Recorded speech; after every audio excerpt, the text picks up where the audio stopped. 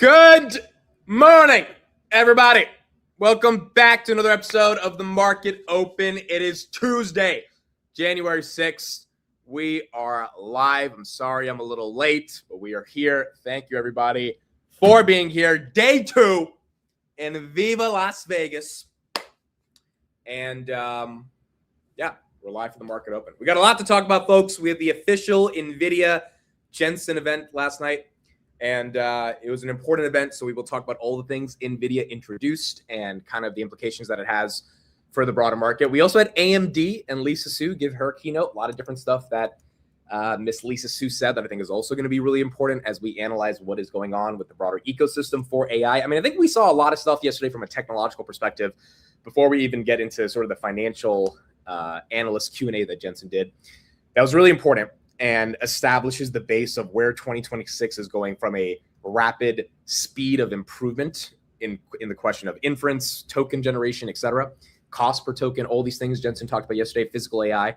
And so there's a lot to go down through, a lot to discuss, and we'll be getting through all of that here today. So very excited to be here. Thank you, everyone, for being here. Vegas has been pretty cool over the past couple of days, and it's been fun. I got to meet some of you guys here over the past 24 hours as well, which has been awesome. High beta names in the stock market, but obviously talk macro, have been doing very well. I mean, the start of 2026 is the start of the return of high beta, which makes sense because the January effect, you expect small caps to make a move, but crypto's up, small caps are up, Zeta, massive move. Right before the Jensen keynote started, we got the notification that Zeta had officially partnered with OpenAI, which we talked about in the morning, that there was a rumor they were going to work with OpenAI. They officially announced it. Today, they're actually having an event where the CEO is going to go in depth about the partnership. But stock got to 25 last night. It's at 23.40. If it even holds above 22.50, I think that'd be really good improvement. So very exciting stuff. And you're seeing a lot of other small caps names that are just getting the momentum in terms of data center plays as well. And so high beta's back. The question is it sustainable? Nvidia went red yesterday when Oklo went green. So you do have some dynamics here in terms of how the market's thinking of pricing these names, or at least pricing the Max 7 names versus the small caps that are getting potentially a rotation into it. Nvidia is up about 1% right here in the pre-market. So maybe this event is enough to get the market to be more excited. But I don't think we necessarily heard anything that is that market moving. Like the GTC $500 billion comment was probably more defining for Nvidia over the past 5 months versus whatever they said here. But when the market opens, we'll see if anyone actually cares about how Nvidia put up these results yesterday, or put up these potential new technological developments that could get them better results later. And so we will get into it. Good morning. Good morning. Thank you all for being here. Did you roll some dice in Vegas? Yes, I played craps last night, and I still don't fully know how to play craps, but I did get to roll the dice. It was funny though, because like you're supposed to pick up the dice with like 2 hands, and I like picked it up with both hands, and they thought I had other dice in my pocket or something. They're like, "Sir, you cannot do that." I was like, why? I'm picking up the dice. So they got kind of mad at me, but then I got to pick it up properly. And I still lost $100 last night on blackjack. So I'm officially down like $600 for the weekend now. I mean, we made it back last night with Zeta. Not really, but like on paper, we made it back plus a little bit more. But yeah, your boy's definitely down for the weekend. So hopefully we can get some of that money back later as well. All right, so let's get into it again. Thank you, everybody, for being here. And as the market opens, we're going to see if this NVIDIA announcement, or if it's enough to be an announcement that gets the market to actually care. Yes, I did see Tanner. Tanner was awesome. my background voice was in his video that he posted. Let's start off with this. So he posted a video of Jensen. Oh, I actually, you know what we should start talking about before we get into everything? We just need to take a moment to appreciate the aura of Jensen Huang. I mean, it's a different type of aura when you're like 10 feet away from seeing him. This is the video that Tanner posted as soon as Jensen came live. Welcome.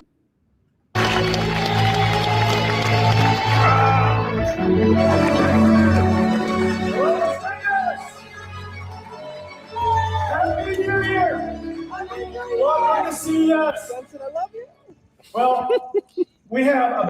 That was my Jensen, I love you in the back. It's just like this. He's the guy. Like this whole AI revolution does not happen without Mr. Jensen. So like being that close to him, I didn't get to take a picture with him or talk to him. Maybe today is where we actually have like a physical private press analysis day with Jensen. And maybe I'll get to ask a question, maybe not. But it was just really, really freaking cool to be that close to him. He had a shiny leather jacket. And you're just realizing, like, first of all, he crushed the keynote. The keynote was like 2 hours. And I mean, the guy didn't have a single in terms of how he was speaking about all the different things he was talking about, because he understands his shit. He works really hard. I actually saw Justin, who's the guy I interviewed at the Pouncer event, who's one of Jensen's direct reports, last night. And he was like, yeah, we were helping Jensen with the keynote, and he was just working until he got it completely right. I mean, at this age, at this level of success, for him to still grind the way that he grinds, it's just incredible. It really is just incredible. So was it very exciting to see that. I was with Jose, Tanner. I got to see ticker symbol U last night, so that was awesome. But yeah, the aura of Jensen is different. It's exciting. And you just realize this whole revolution of AI, this whole thing that's happening is because of Mr. Jensen. The line to see, I didn't have to go in the line because I had the press pass, but the line to see him, I mean, it was like the whole hotel was covered in people that were waiting in this line to get into this event. And we'll talk more about the technology, but at its core, it really makes you not want to sell a single share of Nvidia. It really makes you not want to sell it, because you're just looking at what they're introducing and how they're introducing it. And when you see it at that level, you're like, oh yeah, this company is going to win. The market cap's high, which means the stock price might not move as easily, because the market cap's obviously up there and it takes a lot to move it, but they're not going to lose. And if they're not going to lose, it's something that we have to take seriously. Here's Jensen on his interview yesterday on CNBC, and then we'll get deeper into some of the other announcements that they put out yesterday. We're the only AI company in the world working with every AI company in the world. We run every model from OpenAI to this year we announced Anthropic. I'm very excited about that. Of course, we have the benefit of working with Elon and XAI. We've always been working with Google on Gemini. And so NVIDIA is the only company in the world that runs across every domain of science, every AI company, every AI model. And the only way to do that is to do it openly. If it were to be proprietary in some way, closed in some way, then we'll have the benefit of monetizing the entire layer and the entire stack, but it prevents our ability to be open. And I really love that our company has the ability to work with everybody. Robotics. It's been a dream part of CES for a long time, but it's also been elusive. And we had iRobot kind of not go in a great direction. Granted, we do have autonomous vehicles now, and those are really robots, I guess, right? We're talking about physical AI. What makes this moment different for robotics in particular? And maybe give me humanoid, because we tend to get very excited about it, but I wonder, too excited? Excellent. Timing is everything. We've been thinking about this area for a long time, waiting for that moment. And as in many of the things that we do, whether it's digital biology and turning drug discovery from a discovery process to an engineering process, from a scientific process to a science and engineering process, to self-driving cars, to even the work that we do in computer graphics. Ray tracing is now completely done in real time. It took us 30 years to do it in real time. And so you have to pursue something for a long period of time, looking for that moment where that enabling technology is discovered. In the case of humanoid robotics, let me first say that a computer doesn't know and doesn't care what kind of tokens it's generating. It could be generating a language token, it could be generating a video token, it could be generating a steering wheel activation token, or it could be generating a finger articulation grasp token. The computer in the final analysis is just a bunch of numbers. The moment that I saw generative video, us texting into a prompt, two people sitting, having a conversation, the guy wearing a jacket reaches out, picks up a cup of water and drinks it. I could describe that into a generative AI model today, and you and I both know that Chris, for example, right, with Runway, I could give him that prompt and he will generate an amazing video, isn't that right? Yeah. And that video has a person reaching out and picking up a cup. Why is that model different than a generative model for a human or robot picking up a cup? The moment I saw that working that well, then the rest of it is still a whole bunch of research, a whole bunch of technology, but you could tell that the enabling technology is just right around the corner. I mean, it's pretty exciting stuff. The core announcements we got yesterday from NVIDIA, which I think is going to have implications on the broader AI ecosystem writ large, is number one, their open source AI models, particularly Nemotron, especially on how that has to do with robotics. And I actually interviewed someone last night that works, she's like the VP of generative AI for software at Nvidia, and I talked to her about these Nemotron open source models, and Jensen obviously just talked about it right now. So that is one of their pushes to get the industry to adopt AI more broadly instead of being inside of closed wall gardens. And that's going to apply to their robotics infrastructure for open source. And then they officially have their first open source end-to-end autonomous driving stack at CES. Tesla did go down a little bit yesterday, but this story happens. I mean, if you've been around Nvidia's events over the past couple of years, every time Tesla down 1% in the pre-markets, Nvidia announces, hey, we're doing autonomous driving. We're going to open source Cosmos synthetic data. All these companies are going to use it. They had a big partnership with Mercedes-Benz yesterday, and then nothing happens. So, and it's not a slight at Nvidia here. It's just like, at the end of the day, to be as good as FSD, maybe it's going to happen, and maybe Tesla's moat, which is their proprietary data, or at least on FSD, goes away. But as of now, it doesn't seem like it's made any type of meaningful progress. Nonetheless, Nvidia is still trying to push that forward. We imagine that someday 1 billion cars on the road will all be autonomous. You could either have it be a robo-taxi that you're orchestrating and renting from somebody, or you could own it and it's driving by itself, or you could decide to drive for yourself. And so, but every single car will have autonomous vehicle capability. Every single car will be AI powered. Elon responded to this last night and said that's basically what Tesla is trying to do. So again, they've announced this like 4 or 5 times at this point over the past couple of years. But it was one of the broader announcements, given that it is now an open source model for autonomy.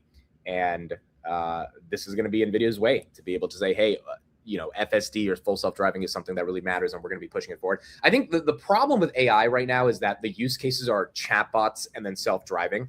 So there's 2 major use cases, and those 2 use cases are kind of boring, even though we don't have self-driving fully democratized across the entire world. So we need that third use case. We need that other big thing. OpenAI, some reports are out this morning that they're working on a hardware device.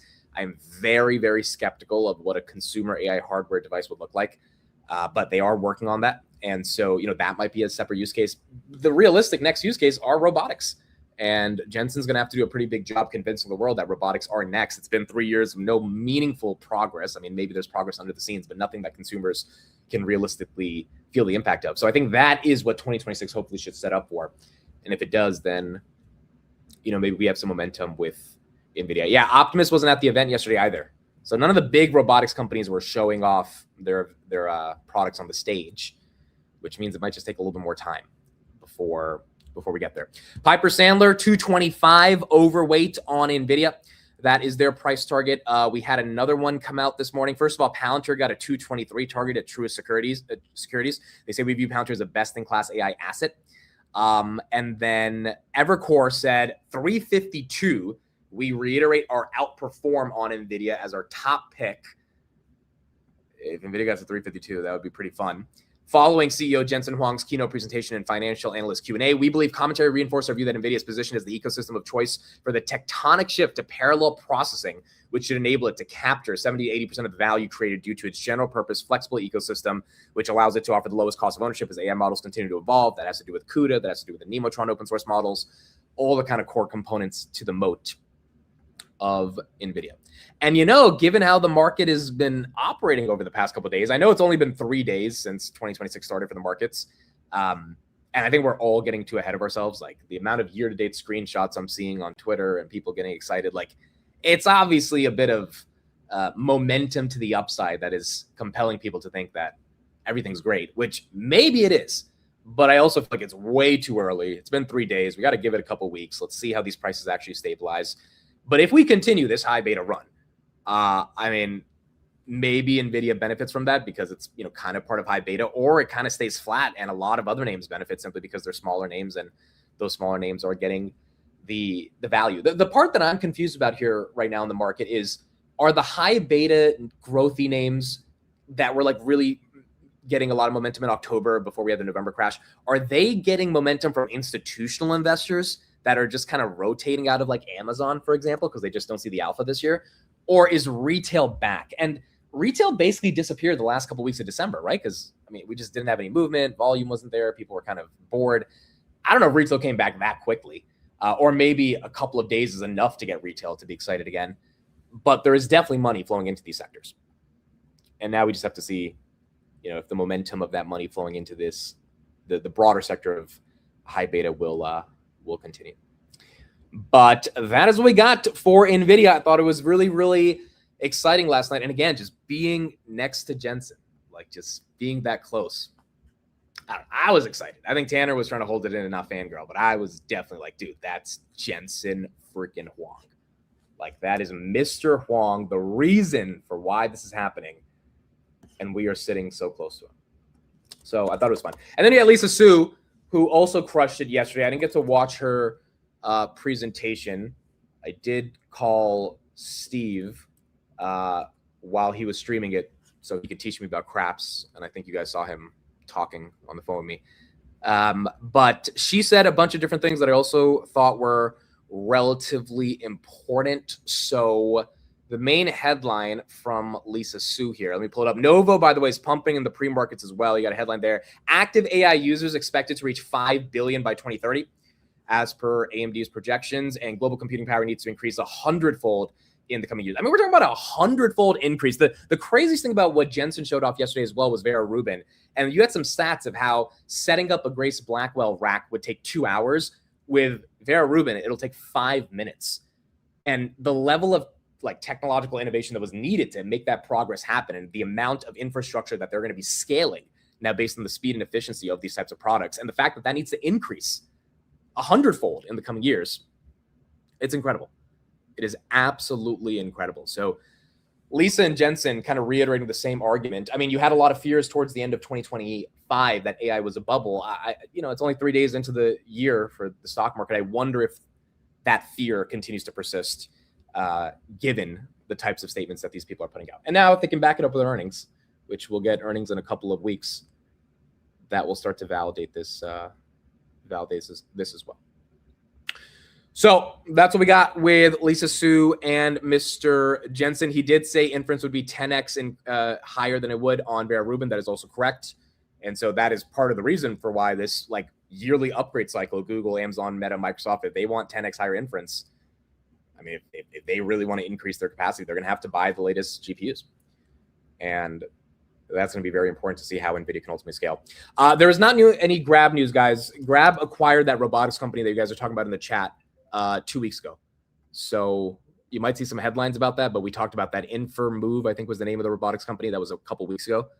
So I don't know if the stock will move on that acquisition today, but that acquisition has been complete. 517 right there in the pre-markets of 1.5%. Zeta, I didn't read too much about the OpenAI partnership, but because I got a little busy last night. I know we're going to get a lot more implications today from David Steinberg when he talks about it, but at its core, it's enterprise adoption with one of the world's leading foundation models. So it's bullish.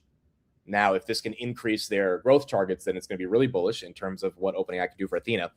But is the 9% pump justified? I'm not sure. A lot of times we've seen a pump on OpenAI headline and that pump gets faded.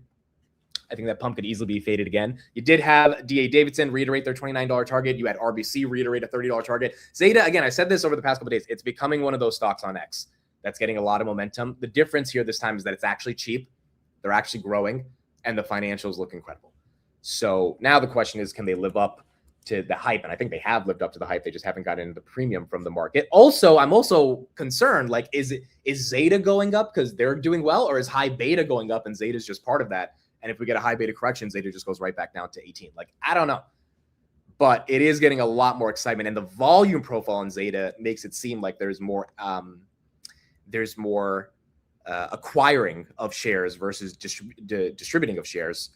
And I mean, look at some of those green candles, as you can see right there on the volume indicator. I mean, that looks like very aggressive acquiring of shares, especially after it gapped up last night. So I think it'll give back some of the gains. I think it can go back to 2250. If we can hold above 2250, that's real volume coming in to establish a base over 20, which I think would be very productive. Robinhood got the benefit yesterday after crypto started moving. Ethereum right there, 32 hundo, which has helped out our good friend Tom Lee on BMNR, 33.35. Bitcoin almost got to 95K. Did not break through. Yesterday it was at 94.5, right now 93.7. But the fact that it's above 90 and not in the 87 range is also very nice. So, again, it seems like high beta crypto, etc., getting a lot of different momentum that we are seeing across the board. Were you actually busy? Yes, I was busy, which is why I couldn't see the full announcement from Zeta. Now, I was busy losing some money. See, Zeta was making me money, so I probably should have been reading the Zeta announcement more than I was losing money. But we were busy. Oh, by the way, your boy, if you follow me on IG, you have all the behind the scenes of what's going on here. I will link it again in the chat. But your boy had his 4th medium rare steak last night. And I think I'm a steak connoisseur now. Like I think I need to start a separate food channel or something just to review steaks. Because your boy can eat. I'm going to pin this right here in the chat. So this is what I had last night. The Peter Luger's in Vegas. I think it's better than Peter Luger's in New York, to be honest. I think it's better. Look at that. Nice little medium rare. Like 2 years ago, forget 2 years, like 2 months ago, I wouldn't be caught dead eating something like that. And there you go. Yes, we did have sides. I think we had like cream spinach and the potatoes at Peter Luger's, but I kind of like Peter Luger's better in Vegas than New York. I went to the New York one in June of 2024, so it's been a while. But this was a fun one. So there we go. See, Uzi can attest. Amid as good. I took him and his girl out for steaks in Jersey, and I took him to a decent spot. So I think my steak game is coming back. Look at Bitcoin, 93.9. Look at that candle, bro. Wasn't it? Did I just say it's at 93.6? Nice little $300 candle before the market opened, getting a little bit of momentum. Grab's up 2%, Nvidia's up 1%, Zeta's up 9%, Palantir up 0.5%, Netflix up a little bit, and then Robinhood trying to get through above 124.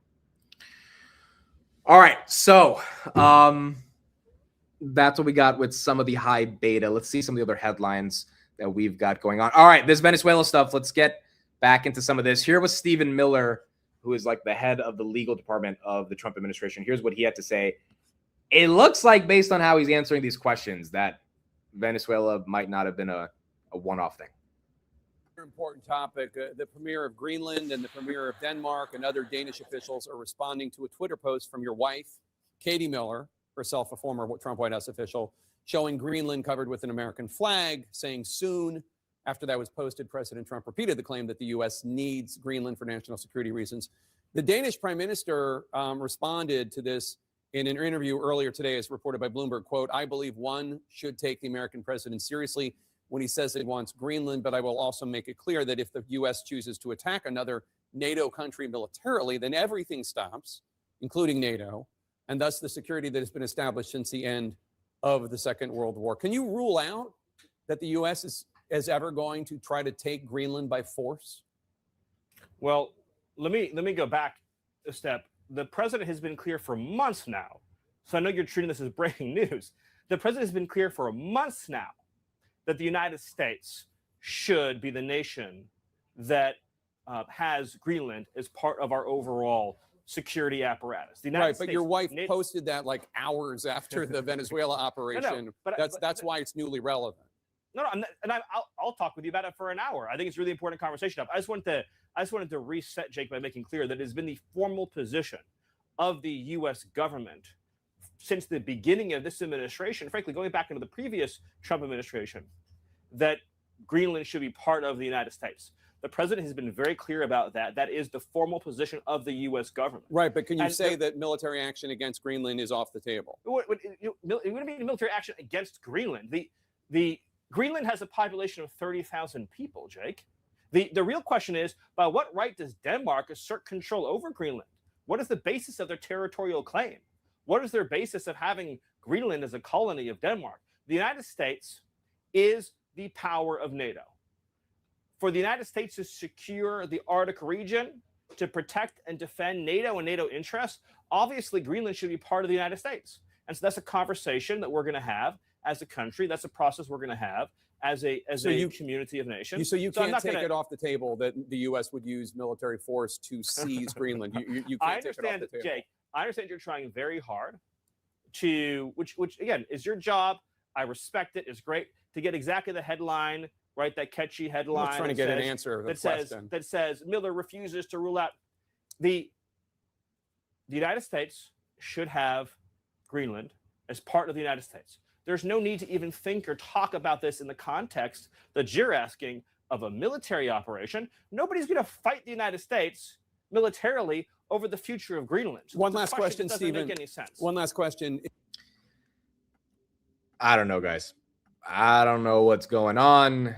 If this is Trump's new strategy to just take over different parts of the world, I don't know geopolitically, economically, or socially how he's going to be able to justify that. Bitcoin right there, 94. Look at her go. Nice little $500 candle, 94.1. But it obviously seems like they're not. I mean, he refused to say that it's not going to that we are not going to use force, that we are not going to use force, aka that he's leaving the option on the table. Which Trump keeps saying it's for national security. I'm going to be honest, I have not done enough research on why he's saying Greenland is a national security thing. Like, I spent the last couple of days trying to understand the Venezuela stuff, so I'll try to understand this Greenland stuff, but I don't know if he's going to be able to justify it. And so we're going to have to see over the coming months or years of his presidency, the last couple of years, if this is the route that they actually try to go down. Bitcoin right there, 94.1. We did have some big news on Bitcoin this morning that I'm just seeing. Morgan Stanley, $8 trillion of client assets. They are officially filing for spot Bitcoin and Solana ETFs, which I think is a big deal. BlackRock's been in it. JP Morgan's been starting to get in it. Morgan Stanley, massive financial institution in the country.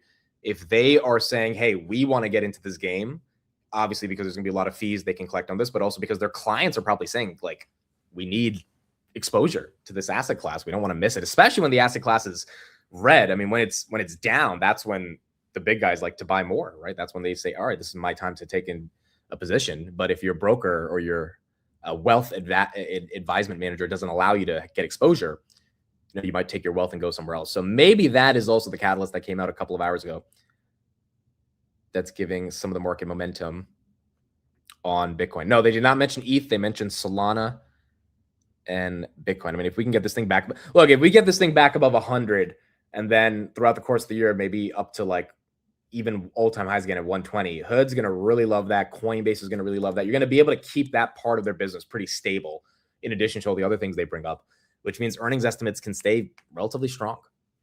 And so I think that is one of the important things to watch out for when it comes to Bitcoin. MicroStrategy right there, that's up a little bit as well, 165.96. Where is Tessie? Again, she took a little bit of a beating by a couple bucks, nothing too crazy. After Jensen talked about the open source model, did get to 457 yesterday. I mean, I think Tesla gets bought up here. I don't think people take the Jensen stuff that seriously about open source FSD. Maybe they do, but this should be, if we're in a high beta market right now, Tesla should be back to 450 pretty easily if the market ignores what the open source autonomous models will look like. Diego says, I work at JP Morgan and they are trying to bring crypto to attract more clients and compete in the market. Yeah, I think you kind of have to, right? It's very difficult to tell your clients, hey, we recommend all these names, but we want zero exposure to an asset class that at the end of the day is growing and probably in 10 years is bigger than what it is today. Uber's been getting hit as well based on these announcements. I mean, Uber's narrative, I mean, their cash flows are amazing, but their narratives go back and forth from being killed by Tesla to being killed by Nvidia. There's just like a lot of stuff that's affecting Uber here. Let's do the red or green poll in the chat, see what people think. I asked yesterday, do people trust the green? And there was a decent chunk of you that said no. I think it was 60-40 to the yes, but 40% of people saying we don't trust this green yet. So we're going to have to see if the momentum can continue enough to get people to trust that. Nebius, we did have some news this morning for Nebius. They are up 3%. They are deploying, or I think deploying 80 megawatts of new data center capacity in Israel. The project, in partnership with Mega or DC, represents 880 to 900 million in total investment and will deliver capacity across 2 different sites. The timeline is within Q3 and Q1 of 2027. And this is basically a 10x increase in Nebius's reach in Israel, which I believe is one of the core locations or they're trying to make it one of the core locations for their data center capacity. And that is some of the expansion that we have here. I mean, the data center plays are becoming in favor again as well because they are high beta, but also they're attached to this entire AI narrative that Jensen and Lisa were talking about yesterday. And so they should be a spot to potentially play the markets. Silver up another 3% in the overnight, not the overnight markets, the pre-markets, silver right there. Dude, it's almost close to 80 again, 79.05. I mean, that's pretty damn incredible. Gold again right there. up a little bit, but the fact that silver has gone back and forth on a round trip between 86 and 71 and has come back is amazing. Solana at 141. Ethereum, did we just touch 33 hundo? We got very close, 32.9. Yeah, it is a high beta market. If your portfolio is leveraged into any of those high beta names, crypto, I mean, you're doing well. If you're levered into Amazon, maybe not that much. So that's the state of the market right now. And who would have thought like the delayed Santa Claus rally, the Santa Claus rally that never came, ended up being the beginning of the first couple of days of January, which turned out to be pretty explosive. Now, yes, we have the small cap effect in January. That's fine. But the semis, like I think that's the bigger story, right? ASML, Micron, all these names getting the momentum that they're getting. ASML down a little bit in the pre-markets. The velocity of that move, I don't think a ton of people expected. Daniel, thanks for the super chat. Admit, I'm talking with a VP at Merrill Lynch next week regarding their thoughts on market sentiment in 2026. What are some questions you would ask? My number one question would be, do you think that your clients feel the market environment is conducive enough to continue betting on the Mag 7? I think that's going to be one of the big themes of the year.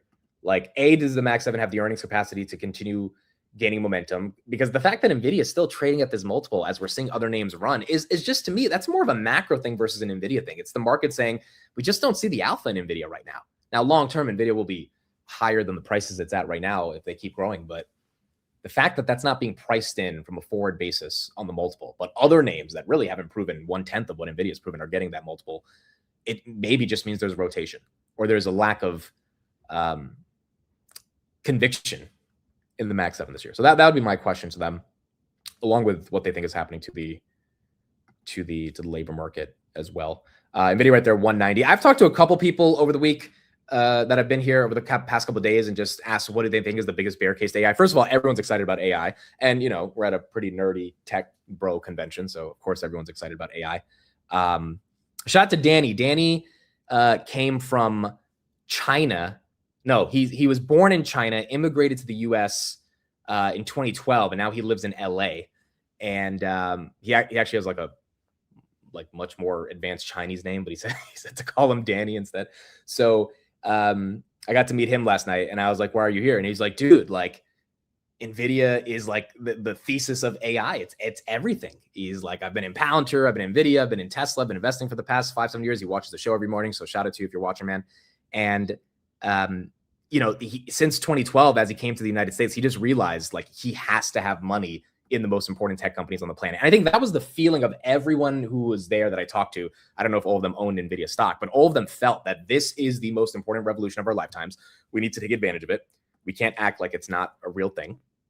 And we're going to put our money where our mouth is. So everyone was super bullish, but the one bear case that everyone brought up was the labor market.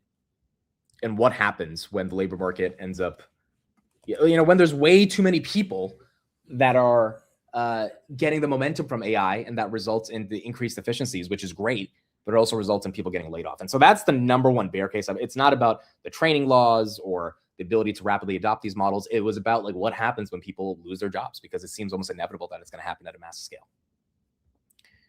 And so maybe that actually does become one of the broader bear cases to watch out for. Triple B, thank you for the super chat. Put it all on red. Dude, I'll do it. I will put all 200 on red. I mean, if I can get another 200 back and make some money, that would be nice as well. Dude, usually I put it on black. But all right, we're gonna go with red. I'll be seeing Triple V in a couple of days in Vegas. So you got to teach me how to play blackjack, dude, because apparently I don't know how to play black. I sit down and I just lose money. Oh, we have Jolts tomorrow. Okay, so that'll be important. Are we worried about the government shutdown in a couple of weeks? I think that shutdown fear is starting to come down a bit. So I think that should be clear to go. Right now, probability is at 22%. 22 is not insignificant, but it's not the 40. It was at like 39% chance at peak back in mid-December. So the fact that it's coming down enough should be good. By the way, someone on Polymarket bet that Maduro would be captured the night it happened. The insider trading on these prediction markets is kind of wild. I mean, like you like betting on a sports game. I think there's less of a chance of dealing with insider trading, but if someone put in like $400,000, then Maduro would get captured. It turned into like $1 million or something crazy the day it happened. So someone knows. Someone always knows. But yeah, I don't think the government shutdown should be that big of a deal. And hopefully it doesn't end up happening, which would be important. Does Triple V still own Hood and Nvidia? Yes. Those are two massive positions for him. He bought Hood, a lot of it, from that $30 to $40 range. I think he's been buying Nvidia since it's like 80, 90 bucks. So those are huge, huge positions for him at this point. And, you know, it's huge positions for a lot of people. Like the guy I met yesterday from China, he's not into Hood, but Nvidia and Palantir, he just like very heavy in. And like the thing I've realized about a lot of retail investors, they buy, and if they have their like he told me, like when Palantir, he bought in at like 30, 40 bucks on Palantir, but like he just kept holding. Even though when it got to 60, 70, he said that was good. That's enough for me to sell, but he just kept holding.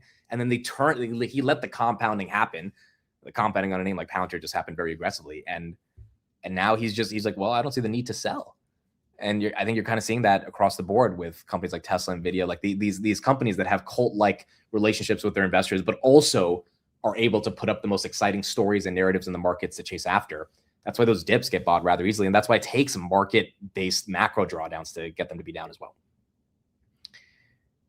And I think that's why, you know, a lot of these names continue to get a bid as well. Okay, just because he's from China doesn't mean he owns Grab. First of all, Grab is not a Chinese company. Say this every time. It's not. But no, it was super cool to see him. I wish I could say his full name, but he literally said to call him Danny because like I looked at his name tag. I was like, yeah, bro, I'm not saying that this shit is like. He was like, yeah, just call me Dan. I was like, all right. But it was awesome. It was awesome. It was awesome meeting a bunch of you guys last night. And yeah, a lot of people are excited. A lot of people are excited about Nvidia. Okay, we got 7 minutes until the market opens. Kevin Warsh has pulled ahead of Kevin Hassett for the third time in recent months as the front runner. Okay, so Warsh might be the one to end up getting this this ecosystem of being the Fed. Dude, who's the guy on your Insta story that seems sus? You know, you guys are gonna have to see the Insta story to see who's the guy. You want to say hi, Davis? Yeah, just come on. We're gonna do this later, but we got 5 minutes. What's up, man? What's up? So I know what it looks like. Okay, It's what you guys think. I know what it looks like, but it doesn't look like that. Okay, he's a good friend, and he just slept over. That's all. Right? If that's what you want to call it. I mean, sure, we'll go with that. Dude, he had an idea to like come out in the robe. I was like, bro, that's good. There's gonna be no way for me to justify if you come out in the robe. So anyway, Davis, it's my boy. We met here in Vegas in 2023. And he started watching my videos on Palantir back in 2022. ETH's just above 3,300. And this is the guy who's been the Zeta person for like the past 5 months. You guys are welcome. And I faded it for 5 months until like 2 weeks ago. So yeah. Okay. All right. He'll be on like in the last 10 minutes. I'll interview him a little bit, talk about his life. But I know what it looks like. It's not what you guys think it is. Okay. Now, if Tanner was here, it might look like what you guys think it looks like. But Tanner needs his freaking beauty sleep, so Tanner's not here. But anyway, yeah, Davis is in the IG store.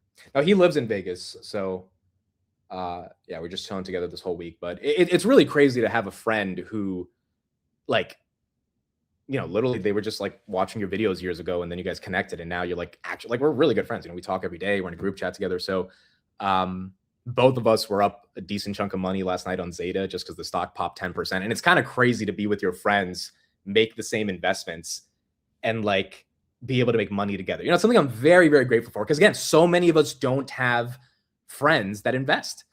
And so when you're with your boy and you both took the chance with your capital that you worked pretty hard for to make an investment that you both kind of believe in, and then it works out a little bit, and now Zeta could get faded today, who cares? But like the fact that, you know, it was up 10% and we see the move, it's cool to be with a friend and actually make money together, at least on paper, and then lose it in Vegas in the next hour. But Yeah, it's super cool. Super cool to have friends, and I'm happy that he's here as well. All right, we got 4 minutes. 4 minutes until this opens, and his comments in the chat continue to make it hard for me to disprove the allegations. I've known him since October 23. Well, I've known him since 2022. He did a Palantir rap, dude. He wrote a rap about Palantir, and he tagged me in it in 2022. No, it's a sea shanty. The rap is happening in February. Oh, it's something called the She Shanty. I'll play it later towards the end of the market close when he hops back on, or market open. But that got my attention. I was like, what is this guy singing about Palantir? And that's when Palantir was like $7-8. So like, I mean, we kind of needed songs because there wasn't any excitement. And yeah, that's how we ended up meeting. Seems like more than friends. Dude, I know what it looks like. I know what it looks like. Is he in grab? Yes, he's in grab. And he gives me shit every day that this thing isn't moving. But Zeta's moving. So he gets to claim credit for that one. Yeah, there's his link in the chat. You can check him out right there. Amcor's almost 50. Are we? Amcor got to 48 yesterday. Wow. 49.54. Again, packaging in the United States. There's not a lot of companies. There's a handful of them. Amcor is the number one that's there. I mean, I was talking to Stock Talk last night about it. He's starting to think this thing should be going to $75-80. Like, if Jensen is this serious about American manufacturing and there's one company that's actually providing the packaging support for this, it's well, there's a couple other, but the Amcor has the most explosive relationship with TSMC, which is the fab in Arizona, which is, you know, really where a lot of the chip manufacturing is going to start to take place. So they probably should be re-rated high. They also got a price target yesterday to 52. The other price target they got was 67 a couple of weeks ago or a month ago. So you put those two price targets together, and that's what's getting them some excitement. Do you have an Instagram? Yes, I linked it in the chat. You can check it out. I even posted today on IG that I was going to be late for the show. This is the Instagram message people are talking about. This is I noticed Davis was in the background after I posted it. I was like, bro, we're about to get called out for this. I feel like now every morning when I'm late for the show, I can justify because I have to make the IG post, which is like work. Technically, that's working to like put out the content. So that's my excuse now. Every morning, if I'm like, guys, I had to update Instagram. But like, it's Instagram. I have to post it there. I can't just leave Instagram out of this. So that's what I had to do. Lords, thank you for the $200 super chat. Thanks again, Amit. Love the hair. Yeah, I've just been letting the hair rock out. This is not like the official style or anything, but I don't know. I've been taking off the hat the past couple of days. I kind of wanted to do it more in 2026.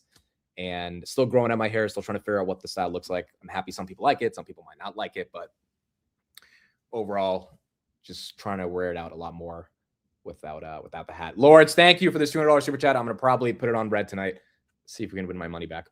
But appreciate you. Thank you all for being here. Here we go. It is Tuesday, January 6th, 9:30 a.m. All eyes on Nvidia. The stock market is now open.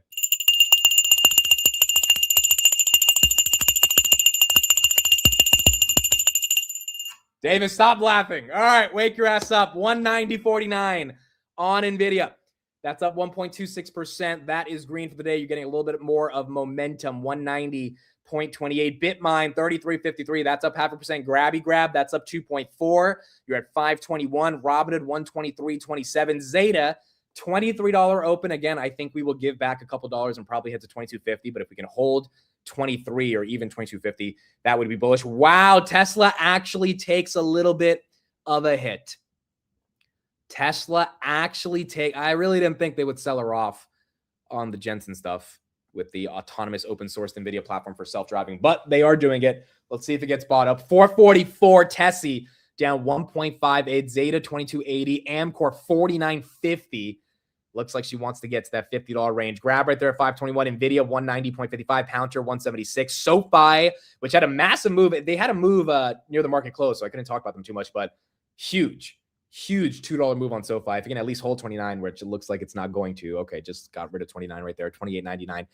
But if you can hold those levels, that would be nice. UNH 349. We had another investment bank come out today and said UNH is their top pick for the year. I think they have a 450 target on the stock. HIMS right there, 34.95. That is up. Oklo once again, 3.4%. I think the U.S. Department of Energy gave a $2.4 billion grant to Centrus Energy, which is another name that plays in the nuclear space yesterday.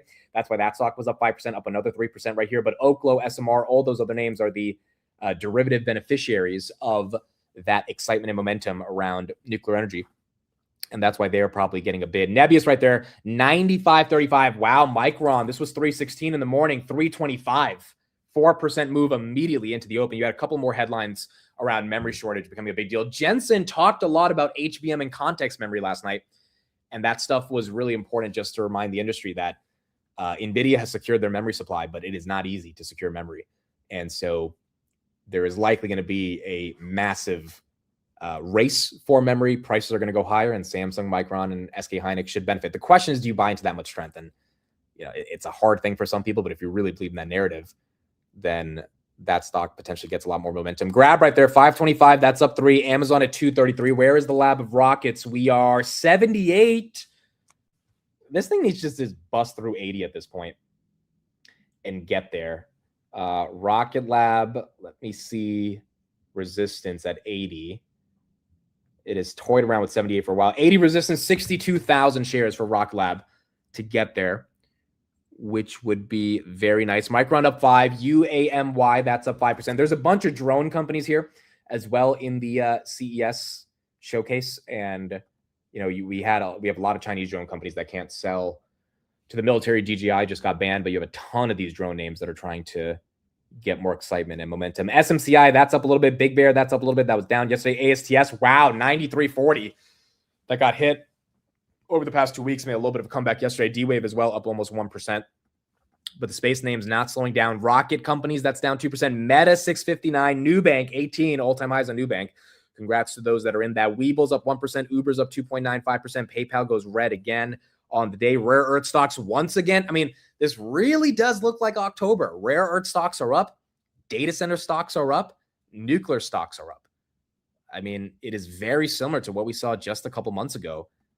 I mean, these rare earth stocks were up 50% in October before they got hit. They're up a nice 20% this week, I think, in the conglomerate, which is quite incredible, including MP. Saidu Space, that's up 0.5%. Snowflake's up a little bit. Adobe and CRM, wow. Micron, I think that's all-time highs. 328 on Micron. Adobe, that's flat again. And Salesforce is also flat right here as well. SanDisk, is that one? Yeah, this is another player in memory. Wow, 313. All right, so is this reasonable? Like, does this make sense? 13% on SanDisk. Year to date, it was the best performing stock in the S&P 500 last year at 565%. It's up 30% in 3 days. Like, it's either legit and the growth is there, the multiples there, etc. I haven't done a lot of due diligence into SanDisk, but it was the top performing stock last year. Or this is just way too much high beta momentum. It's one or the other. But obviously the market is definitely very excited for these names. Amcor, I think we touched 50. Yeah, we touched 50.06 on Amcor. Amcor's up almost 15% this week. That's incredible. Zeta, 22.79. Silver, that's still up 4%. Nebius right there, that's up 2%. Bitmine up 1.62. And then Amazon at 233. Hood's dumping. Are we? Where is Hoodie? We are getting a little bit of a dump. That's weird because crypto's pumping. So you probably have some people actually taking profits on Hood from 124 yesterday. But you are seeing some downside momentum there. AEHR, Air Test Systems. This one's been getting a lot more attention recently as well. I know Roy, he's been liking this name for the past couple months now. That's up 3.79%. They are in the semiconductor ecosystem, if I'm not wrong. Don't know exactly what these guys do. Under $1 billion market cap. Those are up 4%. SoFi, are we still pumping? SoFi, 3% dumping. So it's not just Hoodie. The fintechs are getting dumped, which has been a trend over the past couple of weeks, to be honest. Wow. They were really taking both of them down, SoFi and Hood. If you have covered calls on either of those, then, I mean, those are at least up today. Fed President Barkin, long-term rates are being driven by supply and demand of U.S. Treasuries, with supply rising on larger deficits. Let me see where the 10-year is right here. We were at 4.2 yesterday, 4.171, so down a little bit. And then the rate cut probabilities are for January 16%, a little bit higher than the past couple months. When's the meeting in January? It's January 28th. Okay, so in about 3 weeks. in about 3 weeks. Gold is still grinding up. That is correct. Russia just said it is ready to support Venezuela. We'll see what Russia does. The Venezuelan VP yesterday also was sounding off on how the United States has acted and condemning them for it. Now, granted, they might have a deal. They might just be saying this, and they're working with Rubio behind the scenes. But at least the presence they're trying to give to the Venezuelan people is that they are upset at what the United States did. Look at Amcor, 50.38. There she goes. She wants to be a $75 stock. It's not going to happen overnight, but $12 billion market cap, trades at 2 times price of sales. I mean, even now, there's momentum which might stop you from buying it, but you can't say it's necessarily expensive here. It's not trading at 50 times sales. And, you know, theoretically, there's a handful of players that can attack their market. So Amcor right there, nice 5% move. If you got in at 30, I think a lot of us started talking about it around 30. Nice move right here. Even at 40, decent gain. So again, but it's part of the semis. Amcor can't be going up if the semis aren't going up. And all the semis, whether it's Micron, ASML, AMD to an extent, Nvidia kind of staying around that 190 range. SMH up another 1.63% on the day. That's the only reason a lot of these names are getting a chance to move higher. Year to date, SMH is up 4%, which is incredible for an ETF in 3 days. But that is getting some love right here. Would you sell or trim Amcor at 50? Dude, I know I said that, but the more I look at their thesis, I'm kind of just like, why would you sell it here? Now, if you want to take out your initial or something like that, I think that's encouraging, and like you should do that, but there's not a fundamental reason to sell it here.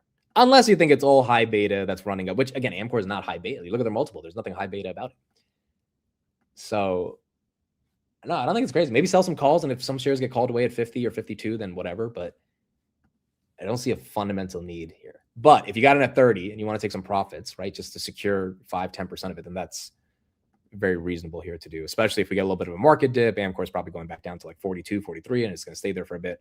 But the tailwind, the momentum, I think that's the punchline. The tailwind on the semis is that they have to go higher because the growth is there.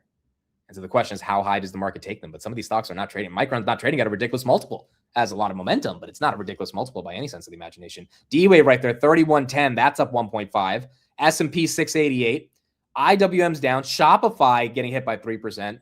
So Shopify, Robinhood, SoFi all getting hit. Broadcom, this is one of those semis that just hasn't participated in the 2026 momentum. That's down 1%. Nike's down 1.35. A lot of those value names getting hit. Chevron down 0.5% today. Meta going 656, and then S&P potentially trying to go back to 690. TTD, that's moving. Trade Desk, I have not looked into this one. I'm trying to learn more about the advertising sector now that I'm in Zeta. So I'll try to do some more research on these names, but TTD getting a little bit of a bid right there as well. Yeah, the Grab movement, again, they acquired this company that people are talking about a couple weeks ago, so I don't know why it's hitting the news wires today, but up 3% potentially on that headline, even though the headline is from a week ago, if I'm not wrong. Tesla, my goodness. They will not let her have a fun day. 439. And it's likely on this autonomous open source FSD. I mean, Elon last night was laughing about it. He was responding to a bunch of people saying, this is already what we're doing. He's like, I love NVIDIA, but we're doing this, so it's not that serious. NVIDIA, where are we at on NVIDIA? 190.4, so still needs to break above 193.50, which is where we got to last night. TTD announces first wave of OpenAI or Open Ads publishing partners supporting a healthier digital media supply chain. Okay, so that's the headline. That's getting a little bit of a TTD move here. AMD, so we didn't look at their stock after the announcements. AMD 270. Wow, AMD goes red. Again, I don't think it's an AMD thing. I think it's the market not giving these large caps, which AMD at a $350 billion market cap is obviously a large cap. They're not giving them the benefit of the doubt here. Or they're just choosing not to help them out even after they say a lot of bullish things that if the earnings can live up to, obviously AMD is probably pretty cheap here, especially on a forward basis. Same with Nvidia at 189. But they cannot hold on. Someone big is selling SoFi right here. This is an ugly 3.7% move down. And it's certain sectors of the market outside of semis and high beta continuing with the choppiness that we felt. Wow, Amcor 51. My goodness. 6.3.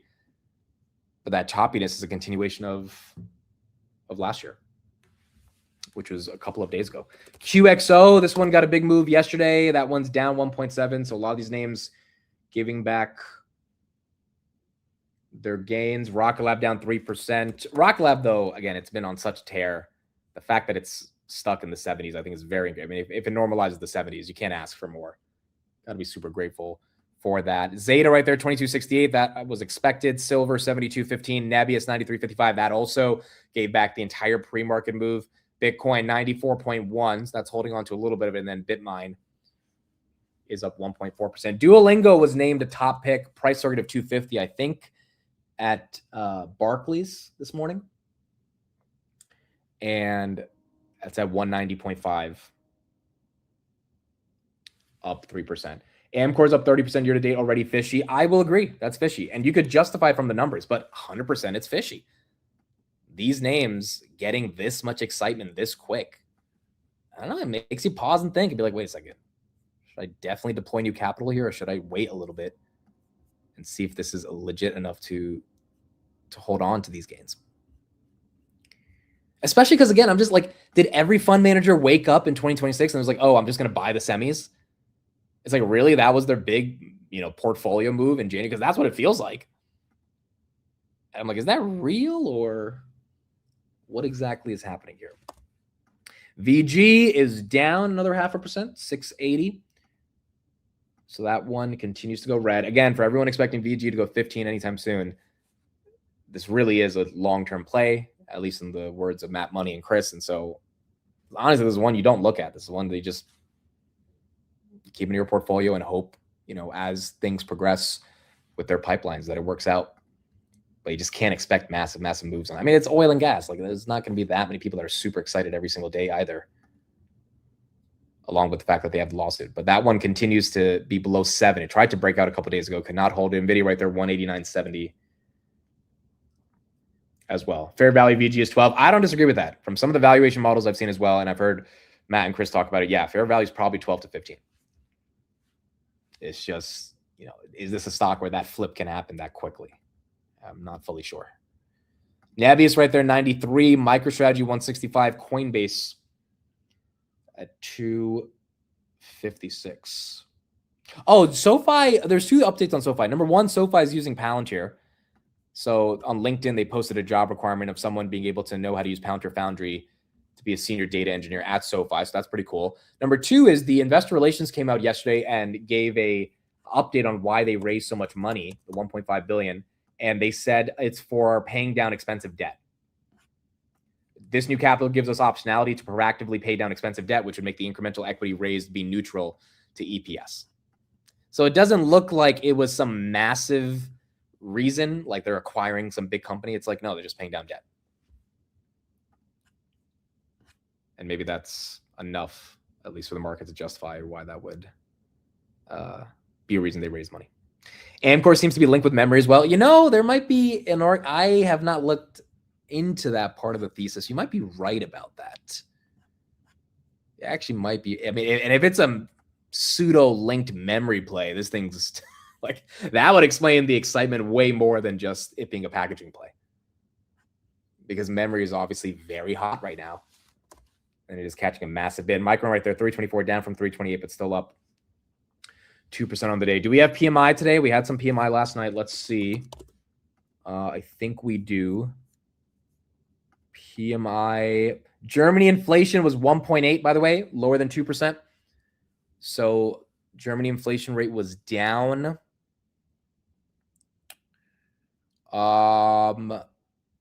It's what? 945. Okay, I think we just got it. Today's what? Today's Tuesday, right? Yeah. 52.7 versus 53. That's a miss. Small miss. 52.5 versus 52.9. And then the final 52.7 versus 53. Okay, so that's not that big of a deal. S&P actually likes it. Highs of the day right there. Very small miss. And that was global composite PMI. Services PMI was 52.5 versus 52.9. More expansion. It's not aggressive contraction in the economy. And so it is good that we're seeing that. Amcor is related to China-Taiwan problem in the future. That's an interesting narrative. I mean, if we can go into a country and take their president, you might have a lot of Chinese officials saying, well, why can't we do that to Taiwan? We've been wanting to reunite for so long. Obviously, it's so much more nuanced than that, but like that is the baseline assumption they might come out with to be able to justify it, at least to an extent. And then if we lose TSMC, you know, Intel probably goes to $500 or something. And then maybe Amcor is involved pretty heavily as well. But that could be a narrative that it's trading off of. Grab right there at 430. Tesla's still getting a hit. No buyers are stepping in yet. 43.8 on Tesla. Nvidia getting a little bit over 191. Hood is still red. And then SoFi. This is hilarious, dude. 4% down. Classic SoFi. It's why this name is so great to sell covered calls on. Because, I mean, you're able to keep it within a range. And then Nvidia right there at 191. T1 Energy is down 10%. Is that true? That is true. Now, that makes sense. Again, this is a super high beta name. Massive multiple trading at, well, you could say some of their multiple parts are aggressive. I mean, they're not profitable, obviously, but they're a player in energy that's been getting some love. Is Bloom down? So that giving back 10% after a 40% week is not crazy. Bloom is up a little bit. That's up 0.92. Rocket Lab down 3.4. Jensen needs to stay in his lane.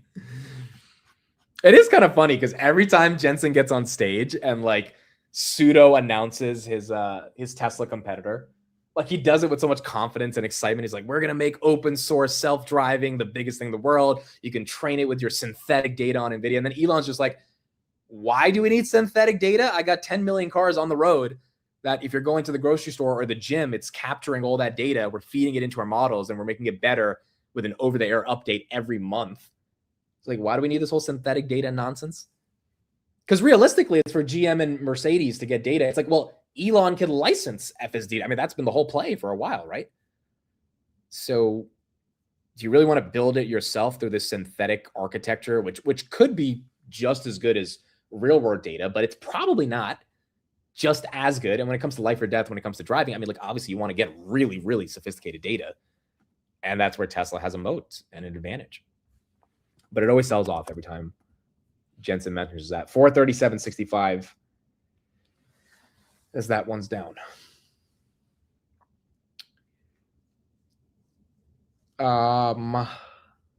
Steve triggered the whole chat yesterday with his take. Steve's take on FSD is so like aggressive about hating the robotaxi thesis, which I get. Like when he breaks down the numbers and the TAM of the taxi market, et cetera. Yeah, I think he'll push back, but I think he's underestimating the cost per mile that Tesla can get these rides down to.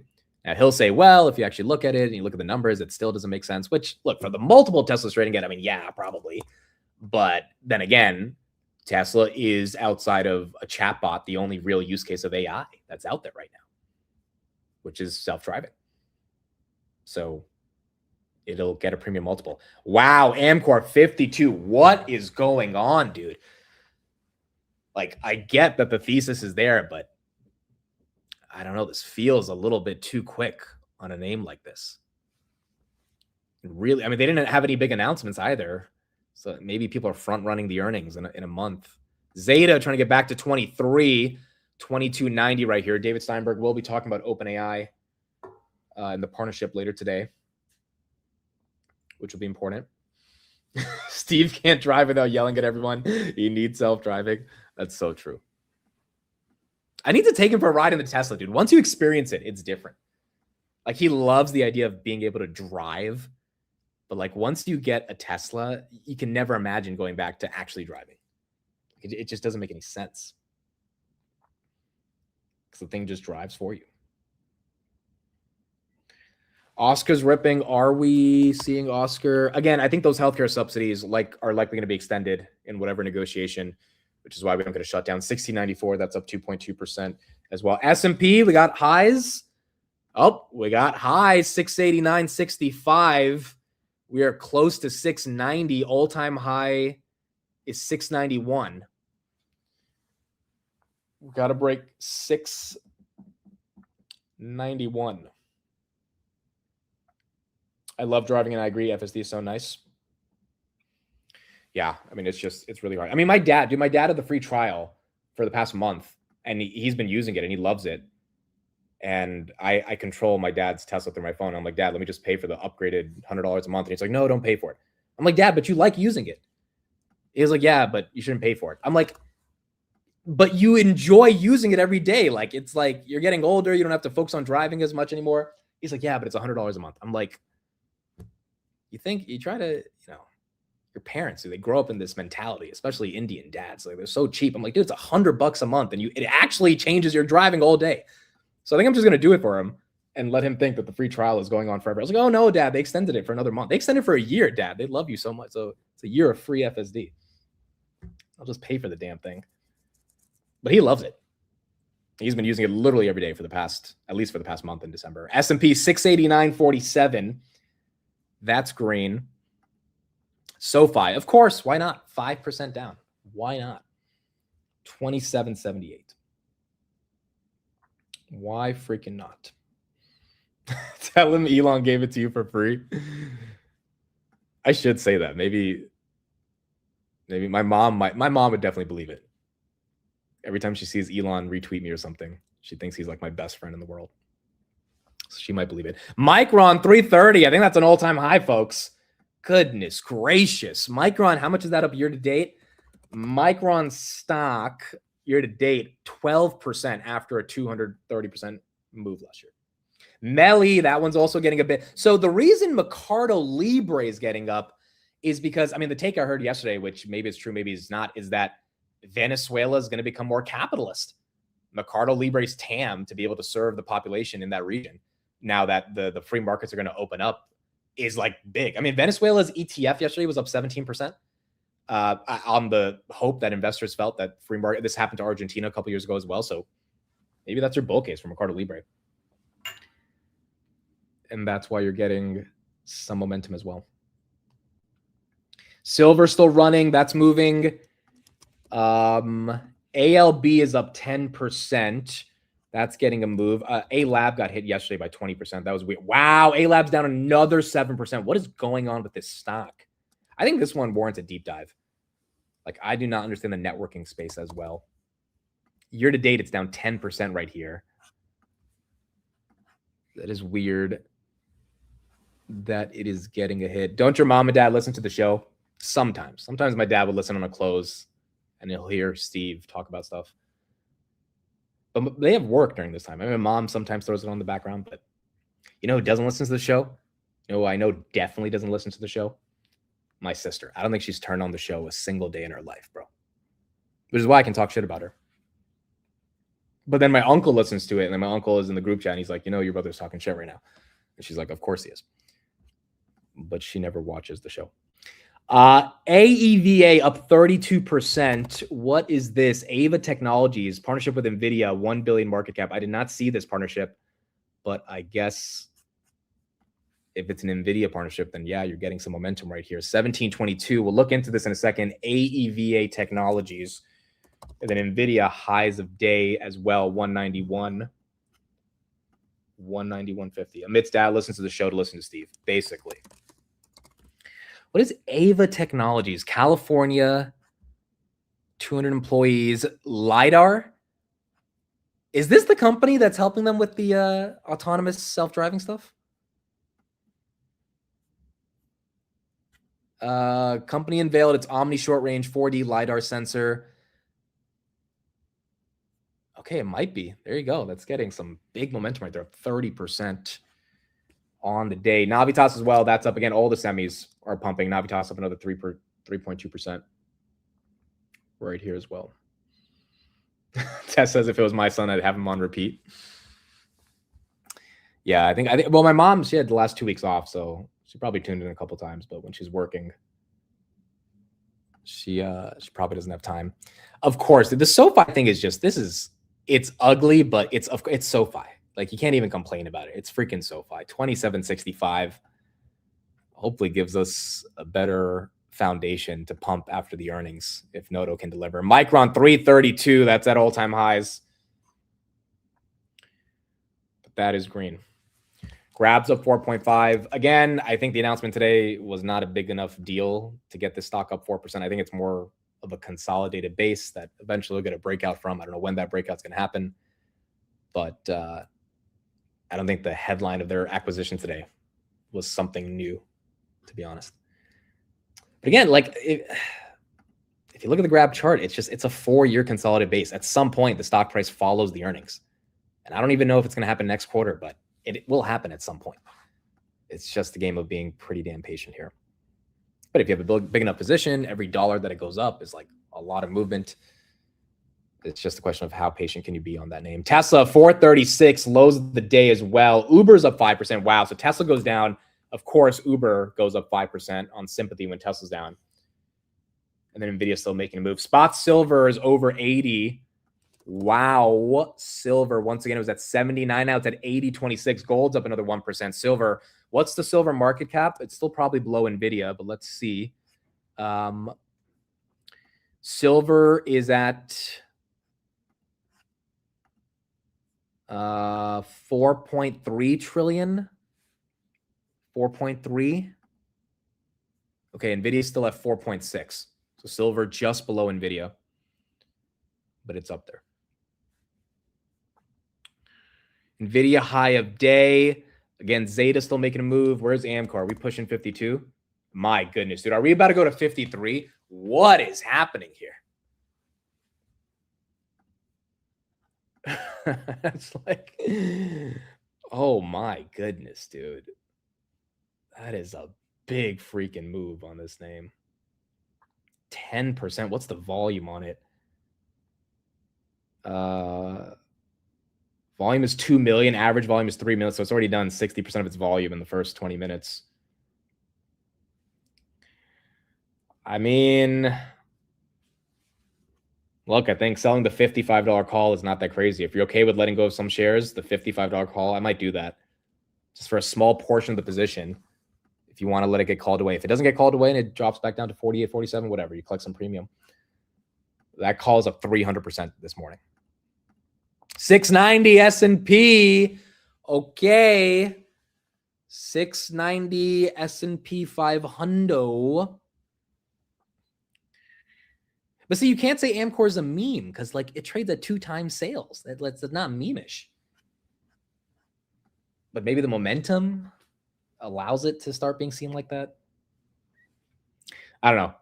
I don't know if you buy 10% up here on the day, but maybe you don't have to necessarily rush to sell if you've been in it for a minute. Zeta right there, 2271. Again, I think the Zeta OpenAI I think is important, but we're going to need some more context because just saying OpenAI should not be enough. But that stock is genuinely cheap, so I think we see that get re-rated. TSM 331, that's up 3%. I think that's all-time highs on TSM too. Yep. TSM, Micron, all-time highs on the day. Broadcom's not really getting the love. No, Broadcom went green. Not back at the 400s, but at least Broadcom went green. And then Nvidia's pushing 192. So you're seeing all the semis make the move again today. SanDisk up 19%. Memory, SanDisk, everything going up. SoFi officially getting hit pretty bad. Nebius 95. TSMC's up.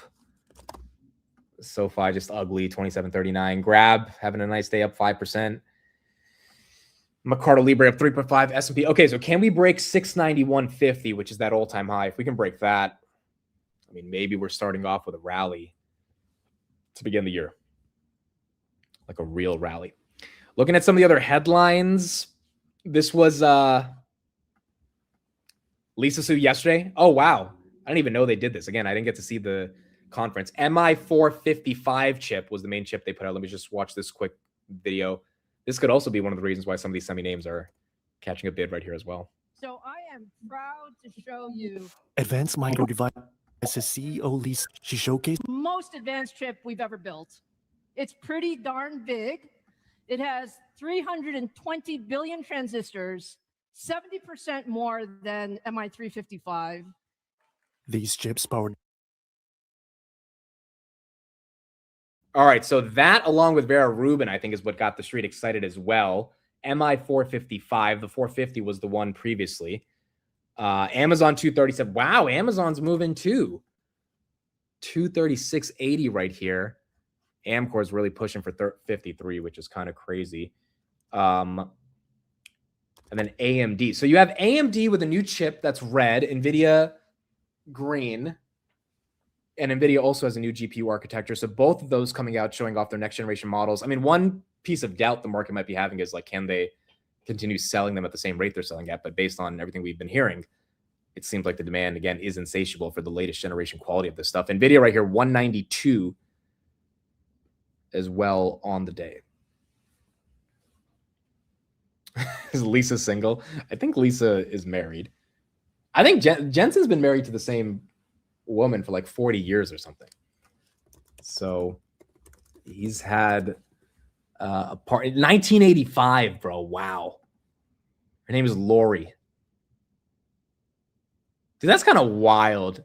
Like being with your wife when you're a dishwasher at Denny's to now being the 8th richest man in the world. You can never get a divorce. Half that money is gone. But it is pretty crazy to be with someone throughout that entire time. Tesla, are we getting hit on Tessie? We are getting hit on Tesla, folks. 436, 3.4% down. 3.4% is down. I am not going to the BitMine shareholder meeting because I don't want to come back to Vegas after I leave in a couple days. So I will not be going back to it. But yeah, they are doing that January 15th. That should be fun. But yeah, I'm going to be gone in a bit. Props to him for not trading her in for a supermodel. You know, that, yeah, I mean, I don't know if Lauren Sanchez is a supermodel, but essentially that's what Bezos did, right? Bezos was caught. Bezos says, I mean, look, they've done a decent chunk of work to make this not the story, but Bezos was cheating. Like, if you actually go through like how their marriage, he was cheating heavily. Now, Bill Gates had the whole Jeffrey Epstein thing. I don't think Bezos was on the island. I hope he wasn't, but Bezos was legit like texting Lauren Sanchez and like, you know, they were like a thing. And his old wife was just like, all right, I'm out. But Bezos didn't care about giving up half the money because he felt that she was so instrumental in helping him start Amazon. Otherwise, Bezos would be the richest. Bezos would be worth double what he is right now. I think. Yeah, because he gave her 8%. He owns 16, so now he owns 8%. So he'd be up there around 500 billion. But yeah, Jensen did not trade her in for a supermodel. S&P right there, 690 again, highs of the day, 690.20. Is Netflix below 90? Really? Is Netflix below 90? It is below 90. Who's buying this Netflix dip? Where are the Netflix bulls? Tell me you're buying this thing right here at 37 times earnings. Like, if you liked it at 93, you got to like it below 90. I just think the multiple is still expensive on this one. Although I think the Warner Bros. Thing is bullish, but Street's really not giving it the premium it had last year. Elon has 20 wives as well. Dude, Magnus Carlsen is like a big guy in chess. Some of you guys may know him, some of you guys may not. But Magnus, I think, won another World Blitz Rapid Championship over the weekend or something. And he posted, and then Elon was like, congrats on all your success, but don't forget to have kids. It was so funny because Elon's like, hey, great job, but you got to go make babies. It's like Elon doesn't even think about baby making as a process of like being with someone you love and, you know, caring about them, yada. Elon's just like, oh, you're successful? Cool. Make sure you have a bunch more kids.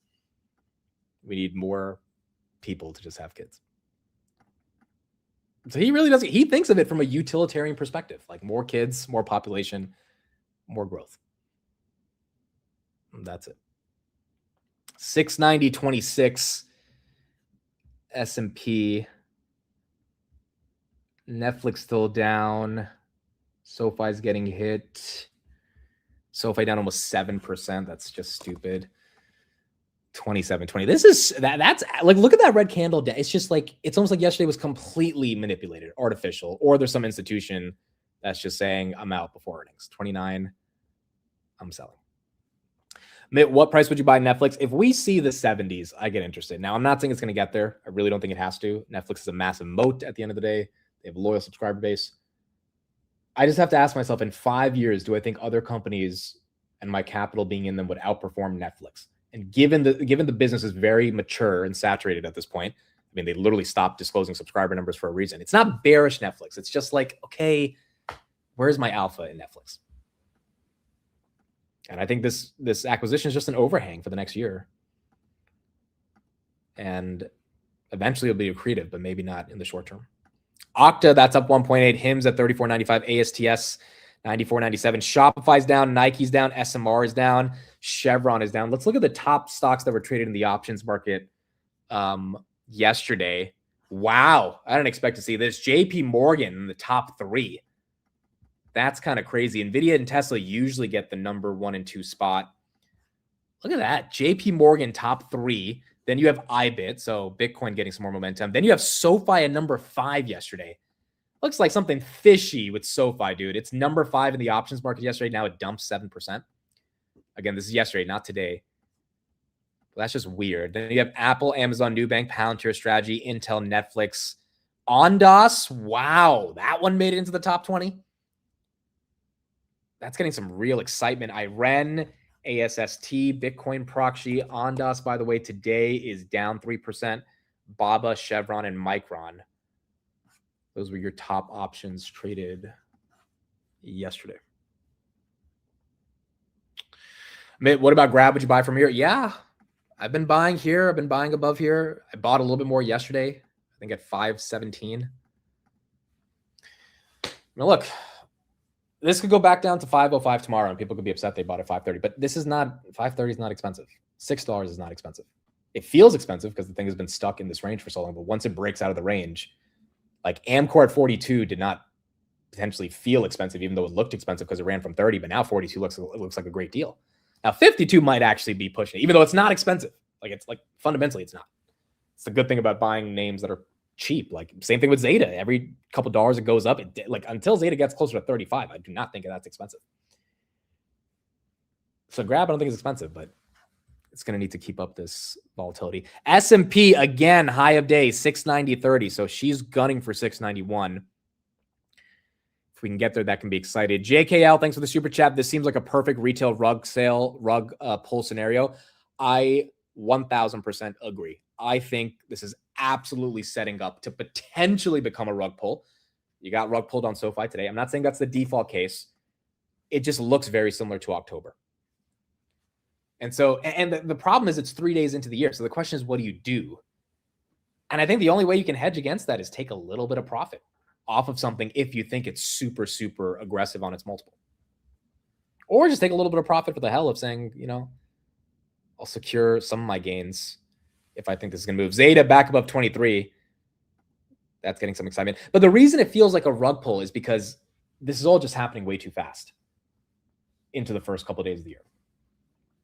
And the same names that are moving are the same names that are moving in October. Having said that, they were depressed for about a month and a half to end out 2025. So the pushback against that argument is, they've been stuck for 50 days. So if they're breaking out now, it doesn't have to be rug pulled that quickly. Davis says, how do I mute you in real life? Davis, go back to sleep, bro. You don't even wake up this early. Go back to bed. STX is 9%. Seagate. Wow.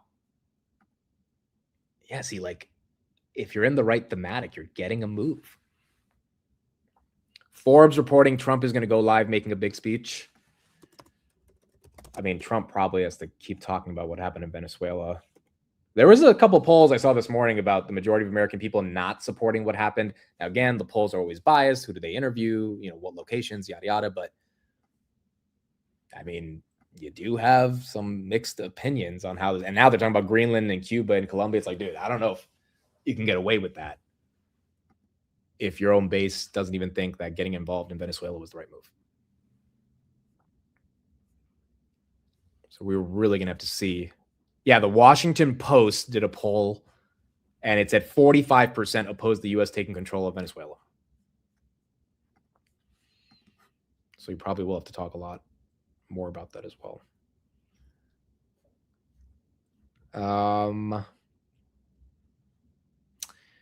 Admit why SoFi down 7%? I really don't know. I genuinely don't know. Admit you sound like the dominant one. It's so bad, bro. I told him last night, I was like, bro, if you sleep over, you know what they're going to say. It was like, it doesn't matter. I was like, I don't care either. I'm just saying, you know what they're going to say. Adam, thank you for the super chat. If I could get the 35, that would be amazing. I can do nothing else all year. I'm selling everything and chilling, going into buying millions of stocks and chill. Yeah, I think when I was talking to Adam, his strategy is I'm going to liquidate my entire portfolio and get into like really safe shit. But he wants one more high beta run. I mean, a lot of people have that idea. End of December, let's get the Santa Claus rally. Early January, I sell everything and I go chill out, which is kind of what happened. It just didn't happen end of December. It happened literally early January. So you have to wait a couple more days and not sell on December 31st. But if your plan was to sell a lot of stuff and then go into cash and just chill out, I mean, you're getting the opportunity to do that right now. But if you're in a name like SoFi, it's not giving you the opportunity, unfortunately, right now. So hopefully maybe after earnings that takes place. One more high beta run is what people said at the end of 2021. Be careful. I agree. I do not disagree with you here. I mean, high beta is fun until it's not. And I think all of us experienced that back in November. Like, it's just not fun when it flips. And when it flips, it feels like the bottom is falling out. When it's going up, it feels like it's going up forever. But I think the more you stay in the game, you realize it's obviously not going up forever. And it, makes you be a little bit more cautious on how it's going to play out. Was Tanner in the middle? Tanner did not stay over with us last night. He is probably sleeping right now. Is Trump live? Why are you guys saying Trump's live? I don't see him live. No, he is live. Okay, never mind. Let's go to Mr. Donnie T. He is live right now. A couple of the people that we have, a couple of people, not too many, really very few. And that's why I want to just say that before we go any further, I want to express our tremendous sorrow at the loss of a great member, a great member, Congressman Doug LaMalfa, who passed away yesterday, as you probably have heard. And he was the leader of the Western Caucus, a fierce champion on California water issues. He was great on water. He wanted, release the water, he'd scream out. And a true defender of American children. He was a defender of everybody. And our hearts go out to his wife, Jill, and his entire family. He voted with me 100% of the time. And by the way, he wasn't a 3 o'clock in the morning person. Do you know what I mean by that? Okay, so we'll see what he says in the headlines from what he says, but he's talking at a GOP member retreat. So I guess we'll get some more updates from that throughout the course of what he talks about. He's probably not going to be taking questions because I don't know if there's reporters there. SoFi is about to go below 27, dude. That's hilarious. Hilarious. But S&P 690.50. 690.50. I see Tanner's awake. Tanner, if you want to come down to the stream, you can come up to my room and you can join if you want to get up. But Mr. Tanner is awake right now. Micron 334, Netflix recovering 90, Tesla recovering 438, Nvidia just below 192, then S&P 690. Nebius moving with CoreWeave right here. Nebius, wow, 97. That one's actually, CoreWeave is red, huh? So first time we're seeing a divergence between these two. Iran is also red. Wow, Nebius going against Iran and CoreWeave. That doesn't happen every day. Usually they all three go up or down. Okay, so that one being the winner for today in the data center space. If someone wants a little bit of a hedge on this high volatility, there's plenty of inverse ETFs you can buy. I talked about this in my Substack, but I like using the inverse ETFs strategically. So if there's a name that you think is totally up for no reason and it's BS and like eventually when things turn around, that one's going to go down. There's a lot of 2x leverage ETFs that I don't recommend holding for a long time. I think they're like month-long trades. But if you think it's a little too aggressive right now, throw in a couple $1,000 into one of those. They can make you a lot more than that when the tide turns. But you have to be ready to hold them and deal with the NAV erosion because the tide might not be turning. So that's one hedge that is out there. S&P again, 690.48. Amazon at 236. Palantir holding on to the 170s. This thing fell below 170 last week. The fact that that's holding up is not too bad. I don't think Amcor has a double leveraged inverse ETF, but some of these other ones have. Tanner said he slipped me his room key at dinner yesterday. Dude, Tanner was hungry, bro, because Tanner eats. Like, Tanner, he's a slim guy, but he eats. Like, he has an appetite. So we didn't eat the whole day. I didn't eat the whole day either. And when we got to dinner, he went at it. He was hungry. But it was a good dinner. Peter Luger's was great. Micron right there up 7. Nebius up 6. Amazon 236. Uber's up 5. Grabby Grab up 5. Then Nvidia just below 192. Okay, let's see. What other headlines do we have? What else? Talked a lot about the Nvidia Jensen stuff. I mean, this video right here I thought was also really important on just Vera Rubin and how they're creating it, which also just makes you not want to fade Nvidia when you see some of this stuff. Bluefield 4 DPU offloads storage and security, so compute stays fully focused on AI. The Vera Rubin compute tray, completely redesigned with no cables, hoses, or fans. Featuring a Bluefield 4 DPU, 8 Connect X9 NICs, 2 Vera CPUs, and 4 Rubin GPUs. The compute building block of the Vera Rubin AI supercomputer. Next, the 6th generation NVLink switch. I mean, they completely redesigned the architecture, and they got the time to create it from 2 hours to 5 minutes. As you can see this right here, I mean, this is just incredible.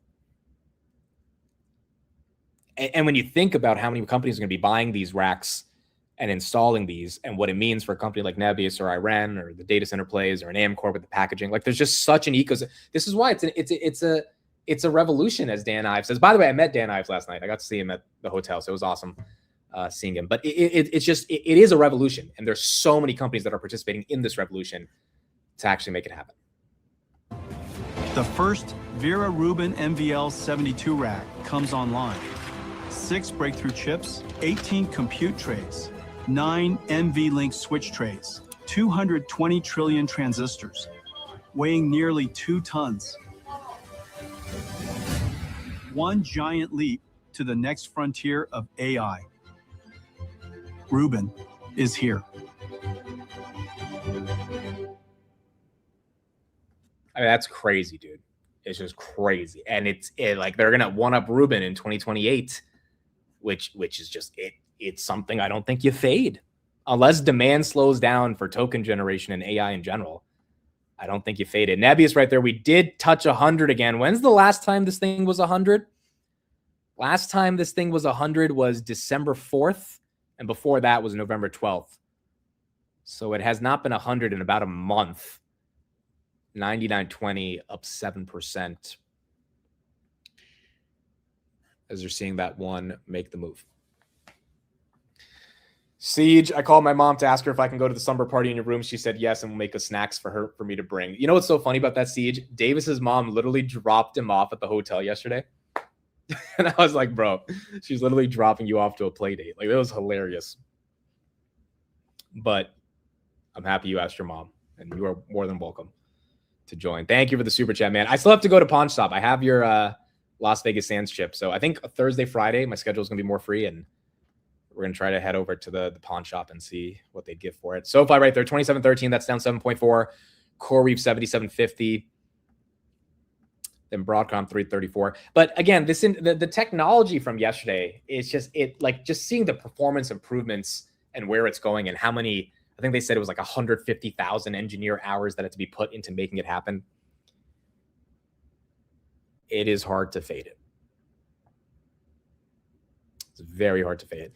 AI startup Lamerna raises $150 million at 1.7 billion valuation. What the hell is Lamerna? Has anyone heard of this thing? Lamerna AI. 150 million they just raised. I'm on their website.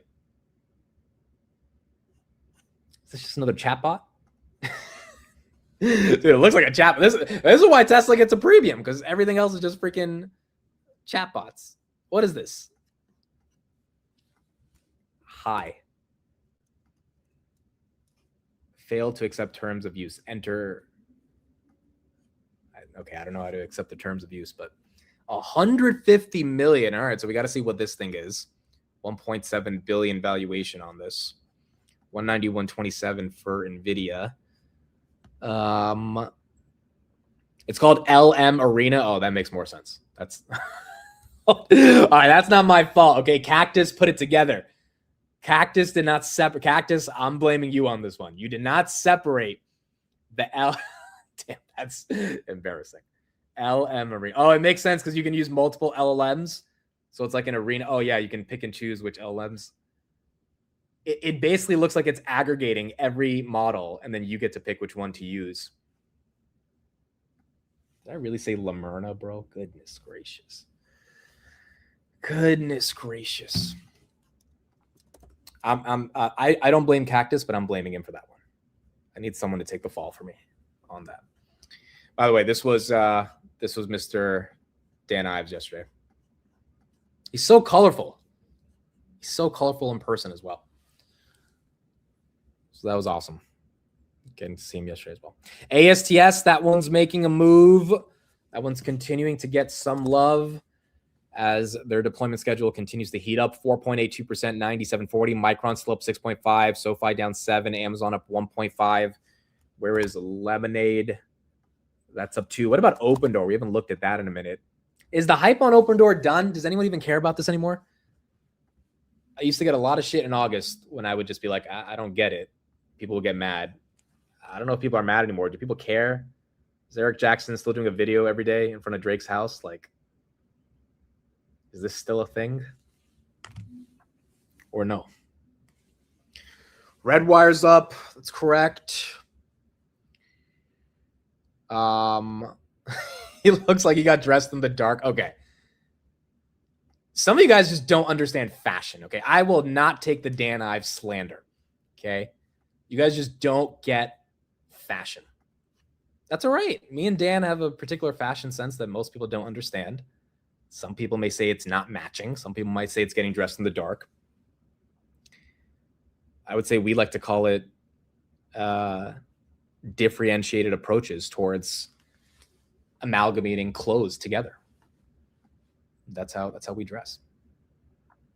I really do suck at dressing, dude. I have not been able to dress my entire life. Like, I'm so bad at it.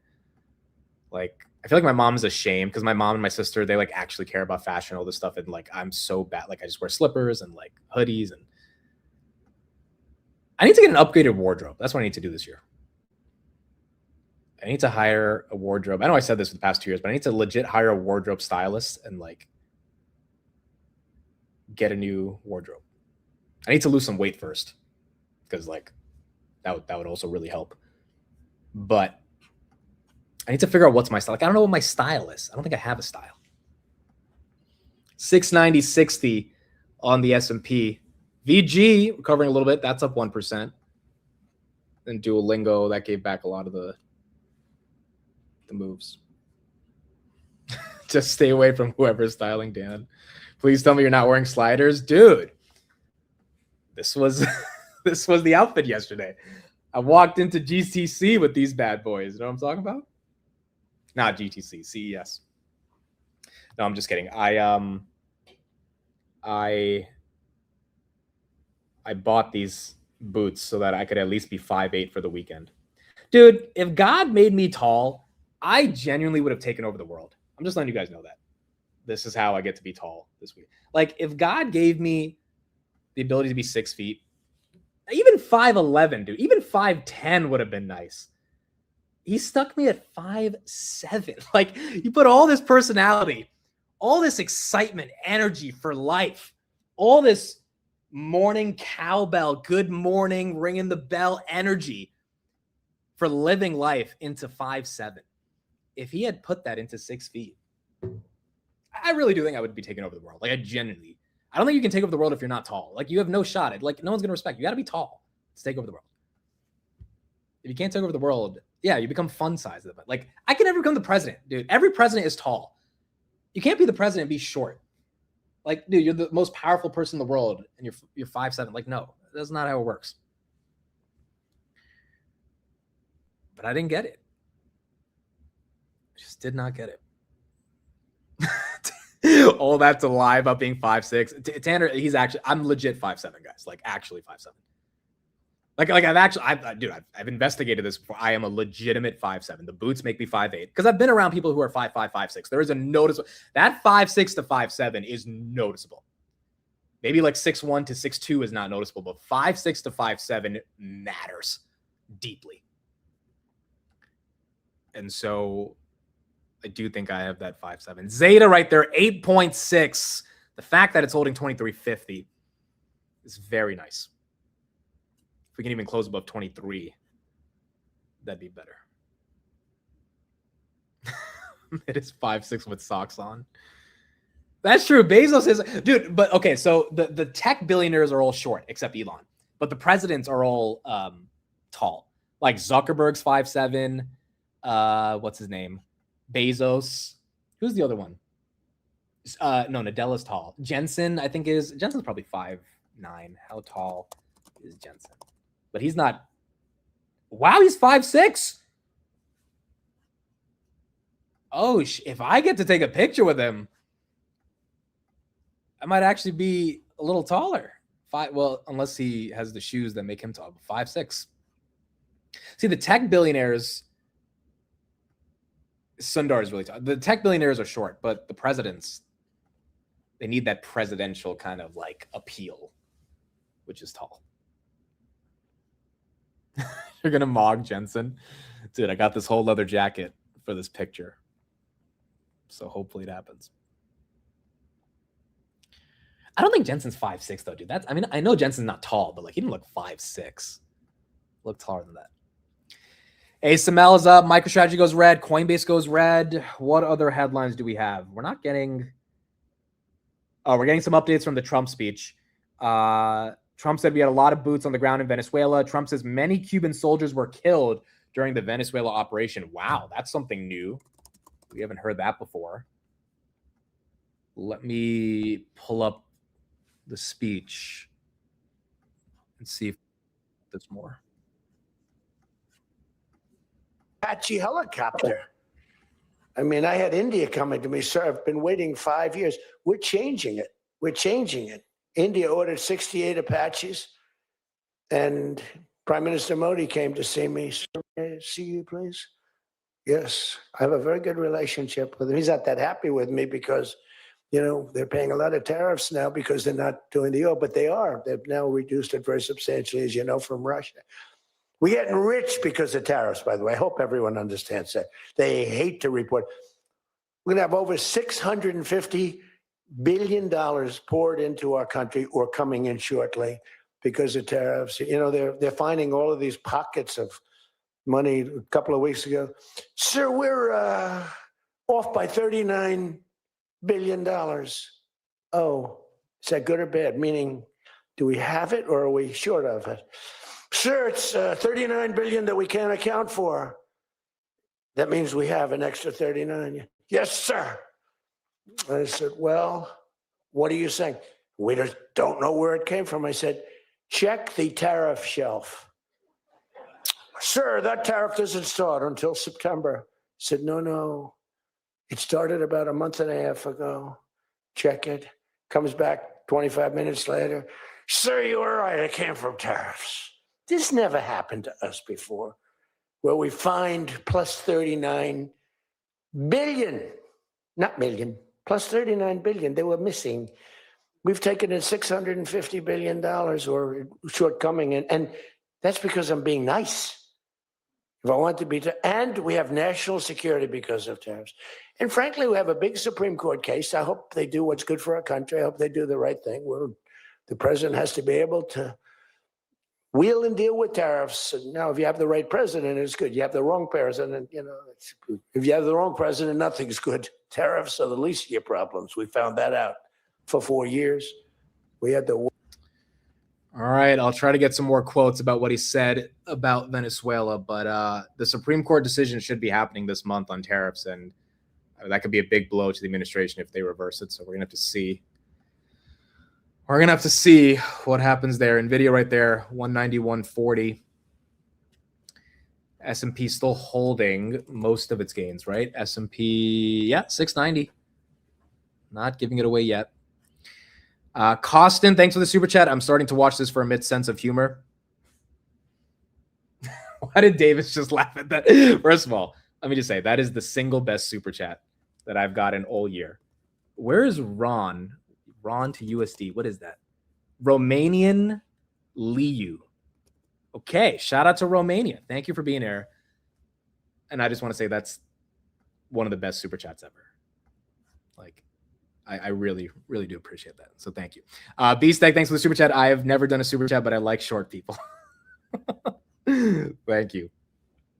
Thank you for the super chat as well. 690.37 right here on the S&P. Dude, SoFi just lost 27.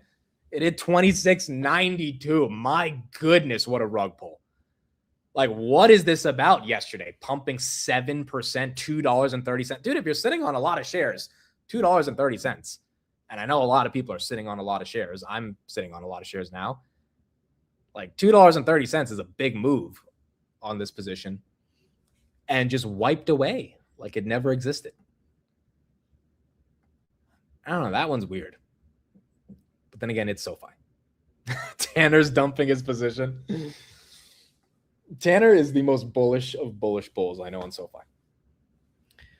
He really thinks they can get to $50 this year. So, oh, is this the reason? Adam just tagged me in it. Bank of America $20.50 target underperform. Really? That's the reason they're down? Because stupid Bank of America put a 20.50 target on this thing? I thought SoFi was beyond reacting to some of these, because this is what it had to deal with when it was like $12. It had to deal with these dumbass analysts coming out saying this stuff. Dude, if SoFi goes back to $20, I am loading the butt. If they actually give that to us, unless it's a market meltdown where everything's down, but I guess that's the reason. My average is 27 on SoFi. Maybe like 26 with the covered calls premium I collected. But 26.50 to 27 is my average. That's weird, bro. Palantir 178. Maybe it was the Bank of America thing. Nebius up 7%. And the S&P still holding 690. It's so funny how in this game of the market, we have these enemies, and it's like the analysts, like they're either on your side or they're not, which is kind of crazy. SanDisk up 23%. And I remember in the early Palantir days, it's like you either were Dan Ives or Mariana, or you were dead to us. Like you either were on our side, you were fighting this war with us against the market, because essentially if the market's underpricing you, you're saying the market's wrong, or you're with the enemy. And it's so cultish, but it's also like you kind of need that energy to be on the right side of the stock. SanDisk up 23% is kind of crazy, dude. Like, that's really crazy. Is that worrying to anybody? Like this, last year this was up 560%. This year it's up 38%. Like, it feels like it should be worrying, but then again, maybe that's the consensus view. So the contrarian plays go long and buy calls. Like maybe that's the, like, you know, people say believe it or not calls. Maybe believe it or not calls. It's like 400% since September. Yeah. Market cap on SanDisk is what, like 50 billion? Yeah, 49.3. This company went public a long time ago, but they went public last year. Let's ask Google something. What does SanDisk do and why is it up 40% this year in the stock market? Let's see, it gives us a good answer. By the way, I was talking to someone yesterday, and you know, they mentioned to me that girls are better drivers than guys. And so I didn't believe them. So I went into ChatGPT and I was like, hey, don't lecture me on like morality when talking about the genders. Just give me a definitive answer. Who's better at driving, guys or girls? And it was like girls are significant, like women are significantly better than men at driving. I couldn't believe it. I thought all the literature and I guess like the media that I've consumed over years was like men are better drivers. Like, no, men try to act like race car drivers when they get on the highway, and women just like are normal. Amcor, by the way, down from 53 back to 51. And it was like, yeah, men are way better, or sorry, way worse than women. I did not expect that yesterday. I didn't believe them, so I couldn't believe it. I didn't believe it. I was like, this is bullshit. I asked ChatGPT. And it was like, yeah, men suck compared to women. Okay, Gemini says, SanDisk is a global leader in flash memory technology, specializing in the design and manufacture of data storage solutions. While you might know them for the SD cards on your camera or the USB drives on your keychain, which is how I know them, they are also a massive player in the enterprise space, providing high-performance solid-state drives for data centers. As of early 2026, SanDisk has experienced a massive renaissance in the stock market. After being a subsidiary of Western Digital for a decade, they were spun off as an independent public company. And it's driven by AI storage, the spinoff, and a supply-demand imbalance of NAND flash memory, which goes inside the solid-state drives. Okay, so it's a memory thesis. It's a memory thesis, which we all knew, but I guess that breaks it down a little bit more. I did not pay attention enough to this last year, but it's continuing its momentum. I don't know if it's easy to buy it here. Like after this much strength, I feel like you let it chill out a bit. Nebi is still up 6. S&P potentially giving back 690 here. Why is AMD down 3% after last night? Yeah, I mean, again, I feel like it's the market not accepting large caps deserve a premium yet. Or at least the premium they were trading at back in October. Maybe we just need more earnings to justify it. But again, the earnings we already know are going to be pretty damn good. So it's like, I wonder if the market thinks they're going to be surprised. Andres, thanks for the super chat. I know you've likely talked about this, but I'm considering a position in Micron right now. Any high-level thoughts? High level is it's cheap if you believe that it's not cyclical, if you believe in their guidance, which there's no reason to doubt it. HBMs are experiencing a massive shortage. Jensen has talked about it. Jensen literally bought a company to sidestep what's going on with memory in terms of Grok. So I don't think it's bad to buy. Wait, hold on. I was going to say, I don't think it's bad to buy Micron here if you believe that the thesis will keep evolving. I just think the momentum is high, so maybe you want to wait for a pullback. Maybe that pullback is 290, but maybe you never get that. So you really have to be convicted on the thesis, potentially DCA. But I'm looking at the market cap for Micron right now. Like I just saw the number. Micron's a $373 billion company. Is that wrong on Webull? I thought Micron was max like 40 billion. There's no way that's right. No, that's right. $375 billion company. But it only trades at an 8 times price to sales, which again goes back to the cheapness of it. I did not know that, guys. That means Micron's top 20 in the world. It's got to be, or close. No, it's top 30. Top 30 in the world. 373 billion. I really thought Micron was like low-key a mid-cap. 370 billion. So SanDisk is only at 50. I mean, like, and they're probably not growing as fast. They're trading at a lower price of sales. But again, like, I just can't do it. I can't jump into the high beta memory stuff, right? I just can't. Because if I'm holding the bag, I have to blame myself. I'm like, if you buy a stock up 300% in the first couple of days of the year with no data on how the year is going, like you're chasing, which might end up really working, to be honest. But if it doesn't, I'm going to be upset. Micron is definitely in the S&P. SanDisk market cap is why they're moving in magnitude. Yeah, I agree. I mean, compared to Micron, it's a baby. Micron's definitely in the S&P. I think that happened a while ago. Trump says, my wife told me my dancing is not presidential. Okay. Do you still think Amcor is a buy? Yes. I still think it's cheap for its fundamentals. But again, Amcor has had a tendency to run with the market when the market runs. But again, it's cheap, so you can't blame the run. But like it's down from 53 to 51 already. So whoever bought at 53 this morning is bag holding now, right? So maybe this thing gaps back down to like 47 and that's your buy. But it is cheap. So if you want to DCA into it, I don't think that's a crazy idea. Like, it's easy DCAing into something that's cheap. It's hard DCAing into something that trades at a crazy multiple, because your DCA might turn into a bag hold for a long time if the multiple can't hold up. But like buying Zeta here and DCAing if it gives back a couple dollars, not crazy. Same thing with Amcor, same thing with a bunch of these different names. BM&R goes red, 3302. UNH at 350. HIMS at 34. HIMS has been stuck around that 34 level for a while. D-Wave just went red. Morgan Stanley's up a little bit. Meta went red. All right, so you're seeing a lot more of these names participate in some downside action as they're going a bit red. SoFi, 8%. Goodness gracious. 2688. As that one's getting hit. Micron was a mid cap before the 6X. Yeah, I guess I never saw the market cap until today like this. Ori, thanks for the super chat. Who's your number one, Elon or Jobs? I was really young when Jobs was in his prime. I have to say Elon just because I'm living and seeing what he's doing right now. But obviously without the iPhone, a lot of these things would not happen. Without Apple, we would not have a lot of the technology we have today.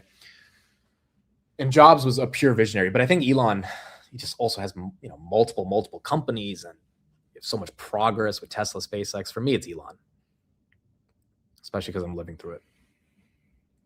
But I can understand someone who says Jobs. Rocket Lab, that one recovers most of its losses today. Flat, but still holding above 75. VG up a little bit. I remember when Steve Jobs passed away, though. That was like October 2011. Because that's when I was getting into tech and like learning about and watching all these YouTubers and how they reviewed phones and stuff. So I didn't understand the magnitude of when he passed away, like the gravity of the fact that one of the world's greatest visionaries just like passed away. Because I was like 12, 14 years old. I didn't get it.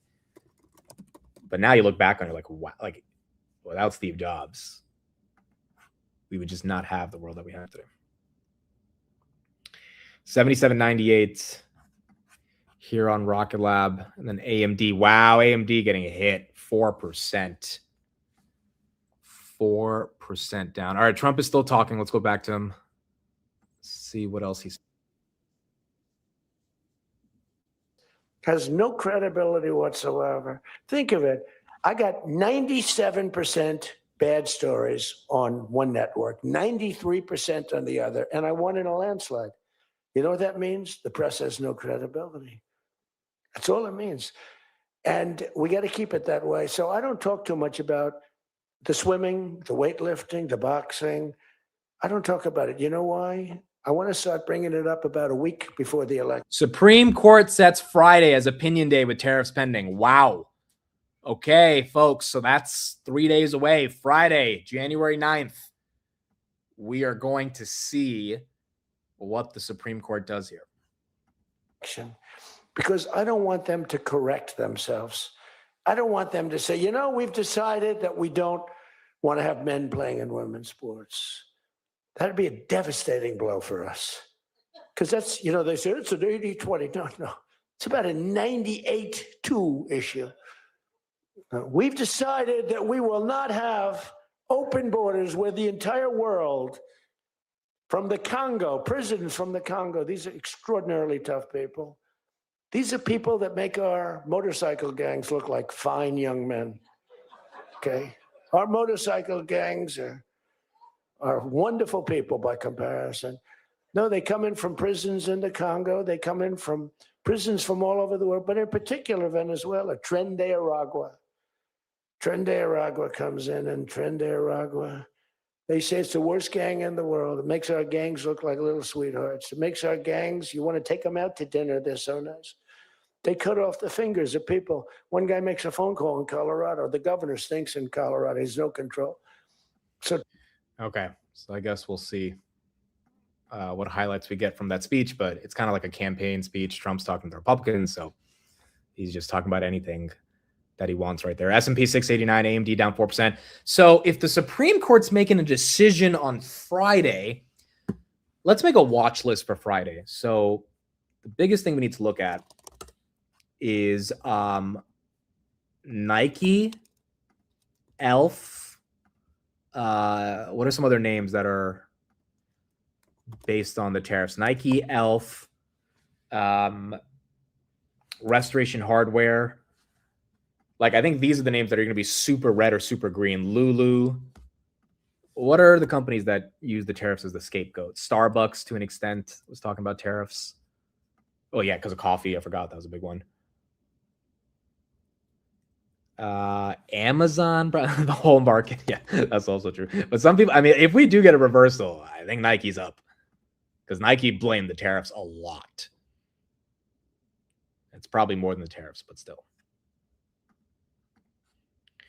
Walmart, Home Depot. Yeah, I mean, I guess all your big box retailers are super important. Let's pull up the heat map. The medical stocks are breaking out today. Not sure why. A lot of the for healthcare pharmaceutical is up today. Maybe a little rotation, but then again, it's also kind of high beta. So you got healthcare and high beta that's taken off. Tech is still relatively green. All the drug manufacturers are up. Insurance companies are up. And a couple of the tech stocks are red. Oh, yeah, the China stocks, those might catch a bid. So if he cuts the tariffs, or if the Supreme Court cuts the tariffs, the first thing the Trump administration is going to do is say, we have other ways to access enforcing the tariffs. And there's a couple loopholes. I think it's like Section 224 or something that I was reading about inside of their case law that allows them to unilaterally impose tariffs because of XYZ reason, which sidesteps the Supreme Court's decision. Stephen Miller was talking about this. Hassett was talking about this a while ago.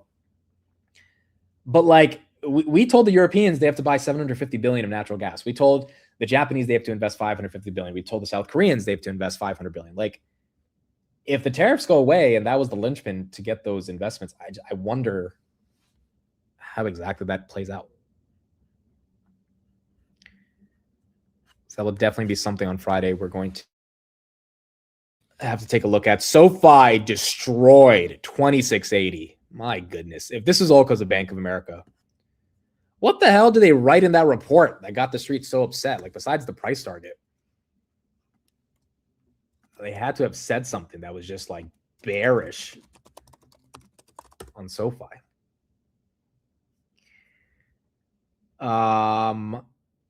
Bank of America says the analyst views the capital raise SoFi just did as a modest positive as it provides ammunition of power to continue growth. The firm maintains an underperform rating as it sees limited upside at the current multiple.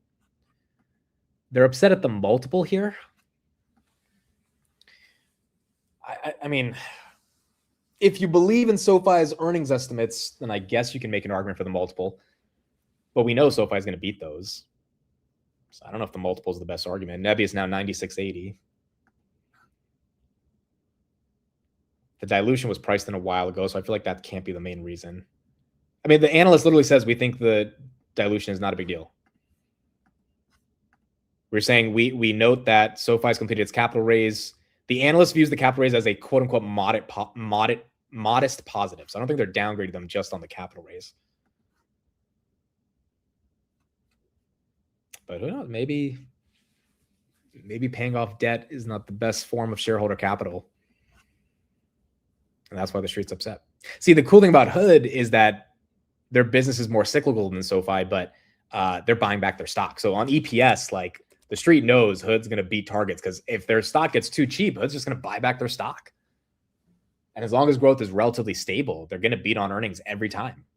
And they've been really good at buying. They bought their stock at 19, at 30, at 40, and then at 105. And they bought 800 million worth of it. So they really took a lot of chips off the table for shareholders. But again, I don't think SoFi issuing shares should be a reason this thing doesn't get closer to 32, 33. Goldman Sachs. Oh, Goldman Sachs lowered them as well today. Wow, they got hit 1-2 punch, 27 to 24 from Goldman. And then Bank of America took these guys down. You know, I used to think the big banks are not engaged in some conspiracy to hurt SoFi, but that's a little aggressive. 2 downgrades in a day from their competitors. But again, SoFi is not really competing with Goldman Sachs. Like, yes, they're competing with some elements of Goldman Sachs, but Goldman Sachs had Marcus, which was their consumer banking division. They shut that down because they realized like that just wasn't a big business for them. And they can't really compete in that arena. It just takes away too much focus. So, like, is the Goldman equity research guy really saying, hey, I'm going to downgrade SoFi because they're competing with it? Like, is it really that serious? AMD, 3% down right here. 3.2% down after Lisa Su's presentation. All right. Stock pickers market once again. Bank of America putting a target on SoFi is like Tesla putting a price target on Rivian. It is weird, dude. It's like we get like you would gain more credibility too if you're a bank that can recognize the high growth of other banks and just give them a reasonable price target. Also, don't a bunch of Bank of America wealth management clients like own SoFi or they could own SoFi? Like they're not going to get rich owning Bank of America stock. If you're already rich, you'll get a nice little dividend, but you're looking for growth. So if you're a Bank of America equity research analyst and you can say, hey, we think SoFi is going to do really well and you can make your clients money. It doesn't matter if their clients' money is in Bank of America. It just matters that they're getting a good recommendation. So it's so weird that they try to deliberately sometimes, potentially sometimes, act as if they are trying to undercut a competitor. Like Bank of America's at what, 300 billion? SoFi's at 30 billion. Like it's so weird when they go back and forth. Zeta trying to hit 24 again. This is the closest it's been to 24 all day. 23.88. They just want a better buy. You know, to be honest, that might actually, the banks might know that SoFi is going to be around for a while and they just want to keep accumulating shares. But SoFi is not going any. I think SoFi will be around for the next 20, 30 years. Like they're not going to grow as fast for the next 20, 30 years, but this will eventually become a very large bank that is just going to become a staple in the country. Ethereum 3,200, Transmedics. I still have not done my real research on this yet. This was at 122 last week. Now it's at 131. It's a $4 billion company, so it's running with some of the other names that are out there. I don't think there's any fundamental headlines, but it has made a move. Taiwan Semi 329, and then Big Bear. That is up 4% as well.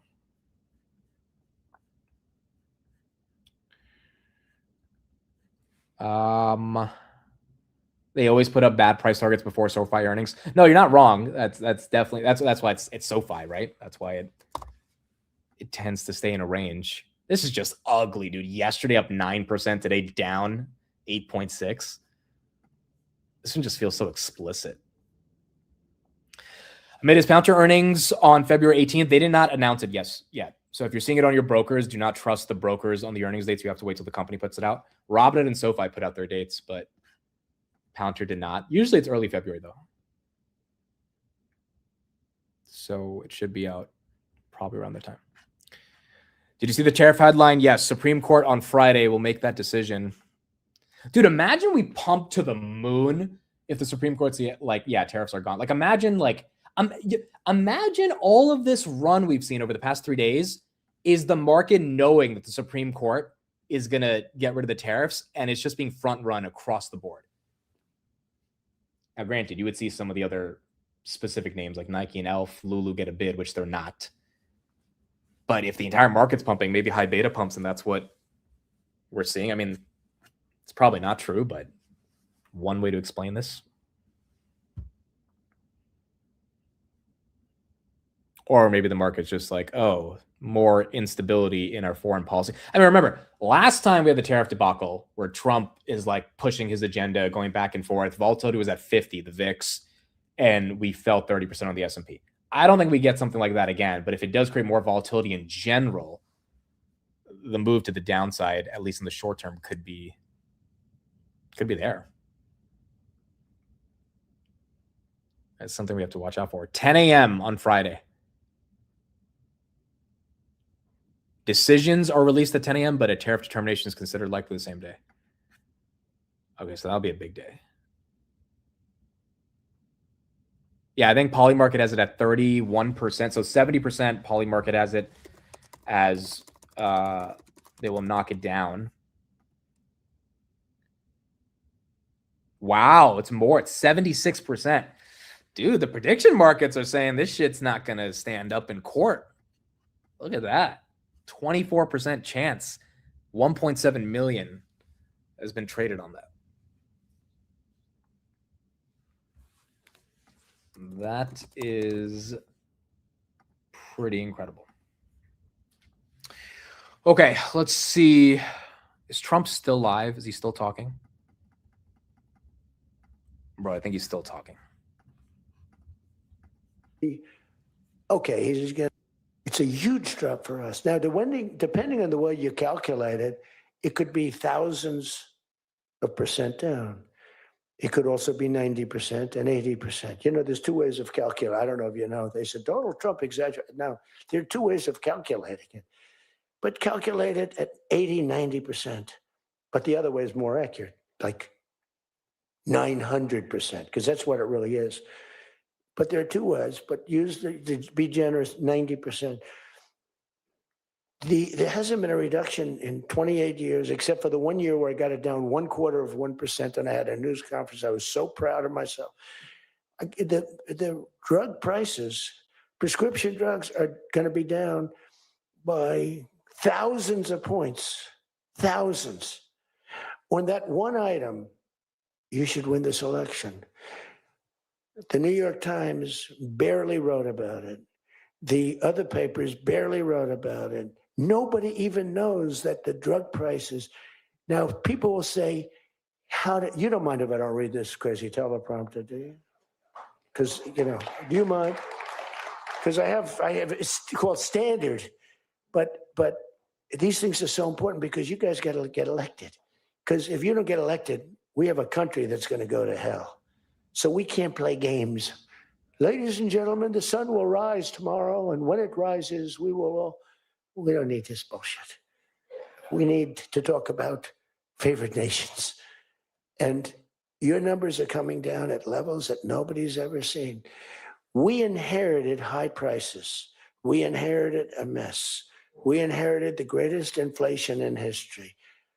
And you know what was knocking it down? The bad economy that we inherited. We inherited bad.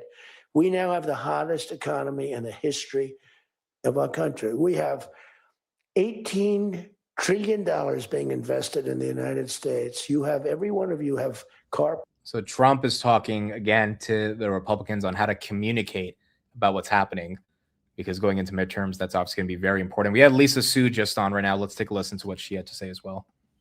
Great to be here. Always great to be at CES, and there's so much excitement this year. Look, what we're seeing is, the show is all about AI, and it is, our theme is AI everywhere for everyone. And so when we look at, just the demand environment that we've seen just over the last couple of years, just today, we have like 100 zettaflops of compute, which sounds like a lot. It's 100 times increase over the last, 4 or 5 years that we're projecting forward. And we're seeing a demand environment where you're going to have, you're going to go from 1 billion active users in AI today to over 5 billion active users over the next 5 years. And so you need a lot more compute. So a yottaflop is actually 10 to the 24th. If you think about it, 1 in 24 zeros, that's how much more compute we're going to need to put on. And it is really just an amazing time when you think about, how much AI can really add in terms of use cases over the next 4 or 5 years. How confident can investors be in this demand calculation when so much of what's going into this isn't yet profitable? Like, people are taking losses on the expectation of the productivity that this is going to deliver. And, valuations are kind of high right now. I think there's some concern that at some point, if there's a bump in the road, a couple of wheels come off the truck. John, I wouldn't say that that this is about, where is the return on investment? I think this is about looking at the long-term potential, where you really see that, computing unlocks intelligence.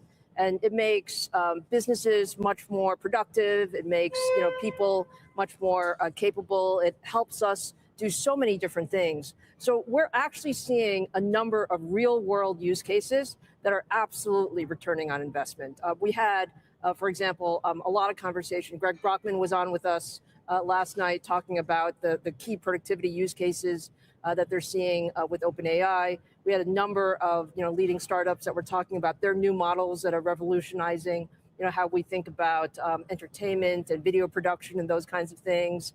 We even we had a healthcare panel talking about real world use cases for drug discovery, for genome tracking. All of these things are cases where we're seeing the direct benefits of AI in terms of science and enterprise and business. So I'm absolutely confident that that demand environment is going to continue and actually accelerate as we see these use cases go much broader in scale.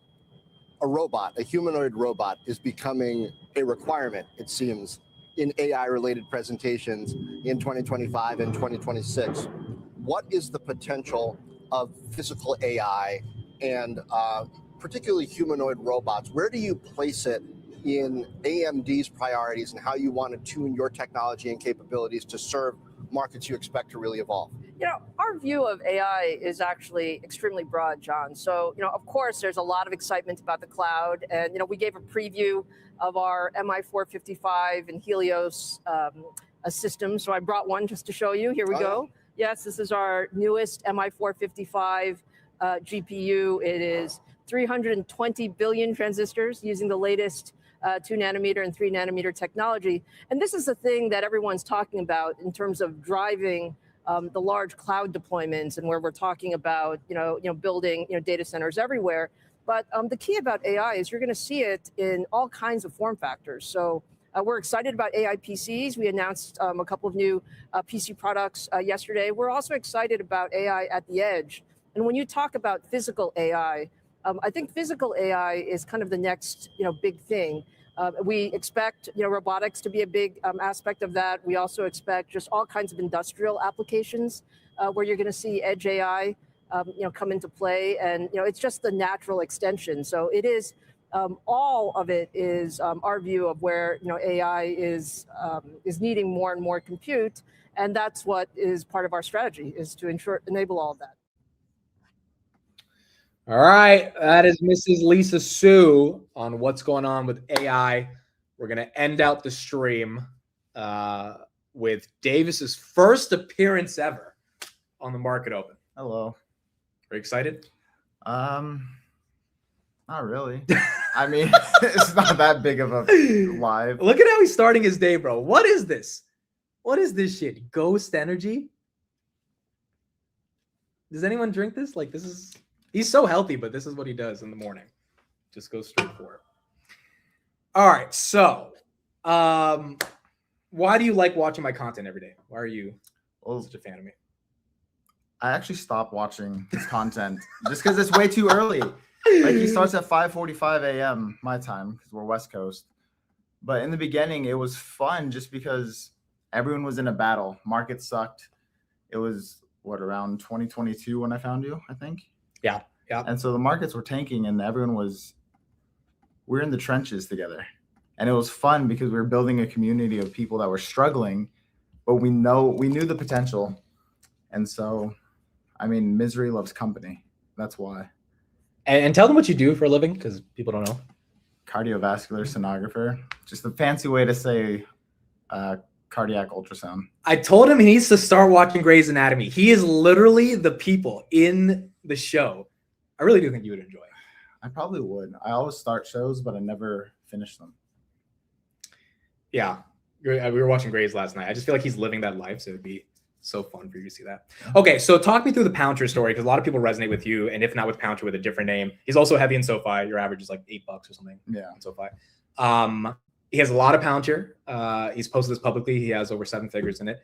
What was that like? You were working at Cheesecake Factory as a waiter to then building a multi-million-dollar portfolio. How did that process happen? Complete luck, honestly. I mean, do you want the whole? Like, yeah, go for it. A quick story. Your whole story. It was COVID. I was playing World of Warcraft, on Discord, just listening to people talking. I was kind of in the background. I get shitted on you guys a lot for never talking, so I was just listening. This is the most he's talked all week. Like, he does. Okay, no, he does not talk. And some guy just randomly said, "I made $20 on a weed stock," and then I was like, "Okay, stocks. Let me look into this." And I just went on to YouTube, typed in stocks, found some people. I was stupid. I believed everybody. I thought everybody was an expert because everyone was making money at the time. And I found this company called Palantir. I bought it, made 800 bucks, sold it, thought I could make 800 bucks again, ended up losing the 800, and I kind of wrote it off. And then I decided to look back into Palantir. Oh, you are blushing. I'm not blushing, yes, bro. are. I'm not blushing. This is ridiculous. Wow, like, he's fanboying. So I decided to give it another shot, started listening to more people because more people started covering it. I'm like, okay, this company is actually kind of interesting. And I was losing money left and right. Like you said, I was a Cheesecake Factory worker. I was putting 100% of my portfolio, or 100% of my paycheck into my portfolio, just buying Palantir. I was living at home at the time. And then I found this guy because he was just consistent. He was the only one making new content on Palantir that was unique and actually talking about the company rather than just the stock price and actually going into depth about the company. I'm like, okay, I'm starting to understand this company more, and it's actually sick. Which is also why it wasn't luck, because you put in the work of trying to understand the company. A little bit, yeah. Like you really had to say, hey, what am I buying? Because none of us knew what this software enterprise stuff was. So it was new to all of us, but you learned it. Yeah, exactly. Like I said in the beginning, I was just listening to random people I found on YouTube buying this stock, trying this idea. And then I was like, no, this isn't working. So I decided to actually try and understand the company a bit more. I'm like, okay, this company is actually pro-America. I was like, you just never bet against America. That's something I've always had instilled in me. And then I just was along for the ride. I started an X account. I'll link his X right here. Yeah, I'll link it. Yeah, started making friends, and then it just became fun. It became a game. Like I found stocks through a game, and then stocks became a game to me. This is the video that got my attention. I don't know if the audio is the best on this, but he posted June 2023. So the stock just started breaking out. I was like, it was 14 at the time when I dropped it. Oh, Palantir, you are more than a meme. So I'm singing a shanty, what you mean to me. Yeah, we're gonna listen to the whole thing. You gave us sport products that are simply the best. With Gotham, the West has IL-60 fence, and Foundry has twins using data mesh, all guided by Meta constellation satellites. Apollo connects us through the darkest of nights. LLMs to the moon, and we will take us there soon. All right, if you want to listen to the whole thing, I'll put it in the chat. But like, that's the type of motivation that this company gave you in terms of excitement and how you were interacting with it. And, that's why you continue to be a long-term investor. Just real quick, I just want the chat to know, when I visit him in New York in a couple of weeks, I do have the Palantir wrap. It's ready. It's finally completed. I promised everyone I'd drop it at 100. I didn't think it would take 6 months to get to 100. And then we hit 200. I'm like, okay, I actually have to finish this. So it's happening. I'm excited for it. See, but that type of passion is hard to have in a shareholder base. And that's why I think Palantir, gets the excitement that it gets. Would you buy cheesecake stock or? Hell, never. Really? No. Why? Well, okay. Aside from my hatred for the place, the food is great though. Food is great. It's boring. What am I gonna do? Like, it's a restaurant, right? Yeah, it's a restaurant. I think it's a dividend stock. I had a good year last year. Didn't have a horrible year, but I feel you. It's a safe haven. Yeah, it was up like 11% last year. Great. Yeah, that's fair. That's fair. I don't know. Like, I do want to, with some of the Palantir gains, I'll be transparent. I do want to sell some and move them over into safer stocks such as SPY, QQQ, just because I want a chiller life. Like, I still have half of my portfolio in growth, but I also want to actually take some gains and have that peace of mind. This is a common trend I've been hearing with a lot of my friends that, again, to the hard part of buying undervalued names in 2022, it's like now you want to protect that money because you cannot imagine going back to working at Cheesecake Factory. And like, if there's a market meltdown, you probably wouldn't have to do that, but like your wealth would significantly be diminished. And it's like, why take that risk at this point, Exactly. So that is fair. In terms of just investing in general, so now Zeta is your next big pick. Is that kind of your strategy? You just like find a name you like and try to allocate a decent chunk to it and really hope it works out? Would you say that's your style? Because you did that with SoFi as well. Yeah, pretty good. I mean, SoFi is another one where I got lucky. I think I've just been lucky overall. I mean, because when I started out, random people, but now I have this community of people I actually trust and can listen to. Yeah. I mean, you didn't put me on Zeta. Zeta was the first company I actually did my own research on. Yeah. After hearing about it or seeing it online. And I'm like, okay, I have a love for Palantir. And then when I started looking into this company, like they praised Palantir. The CEO came out, said, we want to be as good as Palantir as what they do with what we do, or something like that. And with their new drop with Athena, it reminds me so much of AIP. And just to hype myself up, I was the first person to make that correlation. Athena is to Zeta what AIP is to Palantir. I'm like, okay, if I want to find the next Palantir, I need to find a company that respects Palantir and wants to do what Palantir does in their own sector.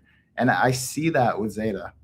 So I'm looking for those companies. And look, if Zeta goes to $100, it's a $20 billion stock, which is not crazy. I know. That's the fun part about being as cheap as it is. And it was 40 before the BS short report. Yeah. And the company's only gotten better. Fundamentally, I mean, the CEO, he's passionate. I also love how he's adopting retail. I mean, we've seen it with Palantir. We've seen it with Robin. Retail is important. Retail is important. We need SoFi to step up their retail game. Yeah, I still don't know why Noto's not doing interviews. I know.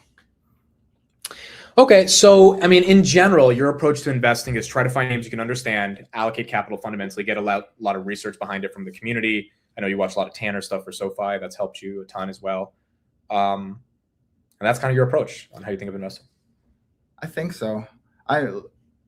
It's going to change because I'm going into those safe havens. But right now, it's just I'm young. I want to take a risk. I want to invest in growth. But I also want to be smart about it. I don't want to just find like a company such as Oklo. Yeah. Sure, there's a crap ton of hype behind it. But are they safe? Like, are they a company that I want to take a risk on? Not really. Yeah. That is fair. That is fair. Okay, so last question for you. Why do you hate Vegas so much? Give me a live here. The weather. Summer's 10 months out of the year. The weather in January is phenomenal. It is actually great. It's not cold enough. But it's cold enough. See, everyone always says, oh, if you actually lived in the cold, you would hate it. It's like, no, I lived in Norway for a few years. I know what it's like to be cold. And we need seasons. We don't have seasons. That's true.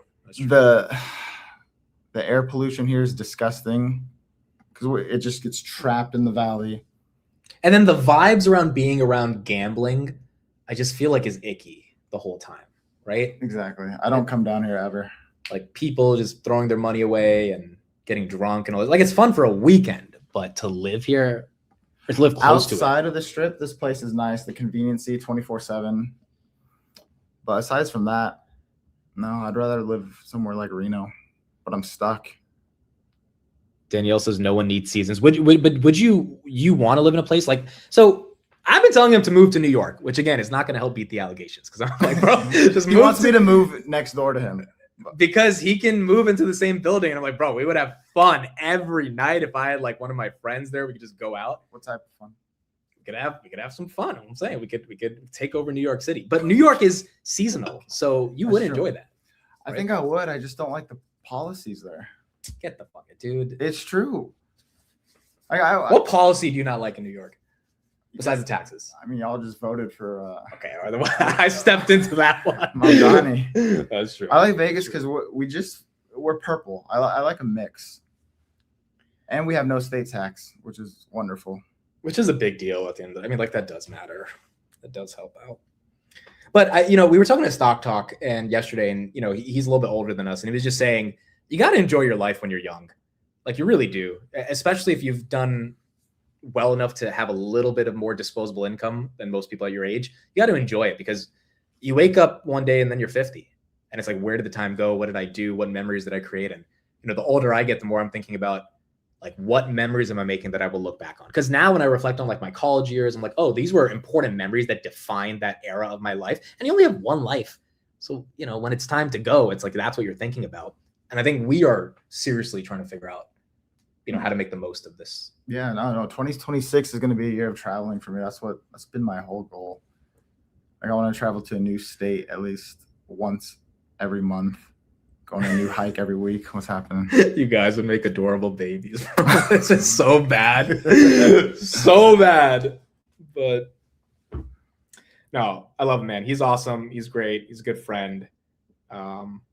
It's cool. It's cool to make friends. And like Pounter is what we had in common, which is what allowed us to become friends. And then Nate, who's going to meet us in New York for the meetup as well. This is why I travel 2-3 times a year while grinding and making 6 figures, live life, gents. Dude, and Nate was on the grind. Nate was doing DoorDash 2 years ago. I remember Nate doing DoorDash, and every single penny he was putting into Pounter and SoFi at like $7. So he really, and you went through the same grind as well. Yeah. To get to this level. All right. Anything else you want to say to the chat that you participate in every day and make fun of me in? Why do you make fun of me in the chat? Why can't you just be nice? Like, why do you have to troll as much as you troll? I don't know. I was just gonna say, keep going, guys. He deserves it. He is not humble. We are the only ones that humble him. This is bullshit. I am the most humble person on the internet. If you guys ever see him at a meetup, you'll know. You've never been to a meetup. How would you know? Yeah, I have. Which one? Vegas. Was that not a meetup? What meetup? Oh, that was 3 years ago, dude. It was like 12 friends getting together, but no, he does, the fun thing about Davis is that like, there was this guy on Twitter the other day, I followed him and he made a screenshot. I was like, oh my God, Amit followed me. And Davis, as soon as someone like Davis will be in the chat, be like, why the fuck is this guy happy that your dumbass followed it? It's just hilarious because he will not accept any glazing that I get. He's like, no, this guy is screw this guy. There was one time I glazed you. I posted, I can't remember the year, my top 5 YouTube subscription or watchers. Oh yeah. Tanner was like, oh, thanks, bro. And this guy's called me gay or something. I'm like, okay. The one time I try to be nice. Never again. Yeah. There you go. He glazed you last night. All right. That's true. That's enough. I was telling you last night, like, I know it's gonna look bad, but it's so funny because like, it was a play date. Mm-hmm. We just happened to have 2 queens. I was like, dude, we have 2 queens. If we had one bed, I probably wouldn't have said sleepover. But like, we do have 2 beds. I don't need 2 beds. Like, you might as well just chill over. So there you go. All right, guys. I think that's pretty much it. Thank you all for being here. Amit is obviously the power bottom. All right, that's time to end it.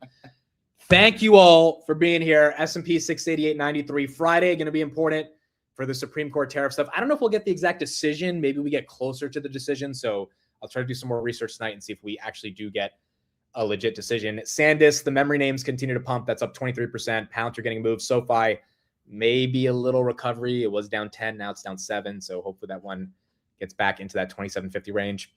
And then Zeta, nice 8% move on the day. Robinhood is down. Crypto up a little bit. I think the theme, again, continues to be semis and high beta. And over the coming weeks, we're going to see if that theme has the momentum to stay strong. And if it doesn't, we'll deal with it. But if it does, then that is also some good momentum to start off 2026. Word of the day. We need to do that. How about you pick a word of the day? We can pick a word. Like, what's a word that you can think of? It doesn't have to be super important or not, but like. My favorite word is chivalrous. Say it again? Chivalrous. Is that like guys? Or zenith. That's a cool one. Wait, that's like guys being good to girls, right? Yeah. So chivalry. Yeah. I'm a sucker for medieval times. Knights and all that stuff. Chivalrous, courteous and gallant, especially towards women. Chivalrous. Why'd she say it like that, bro? It's chivalrous. Okay, cool. So why is this your favorite word? Because I like medieval stuff. It reminds me of knights. That's pretty much it. So I like it. All right, there you go. A little simpy, but whatever. It's definitely a little simpy. Oh, Davis has his simps. I'll own it. Davis, I don't care. He owns it too. Like, he will simp for Sydney Sweeney. Like, he'll simp for a lot of people, but Sydney Sweeney, he will openly he just does not. I mean, this guy's, you really love Sydney Sweeney, dude. Like, you I just love like blondes. So if there's any in the chat, you know. No, but you love Sydney Sweeney, dude. Look at this shit. That was a good one. All right. Yeah, probably demonetized. All right. Thank you, everybody. Appreciate it. Davis, thanks for being on. Appreciate you, man. We'll see you guys tomorrow on the Market Open. No market close again today, but we'll be back tomorrow on the Market Open. Bye, everybody. Peace. Have a good one.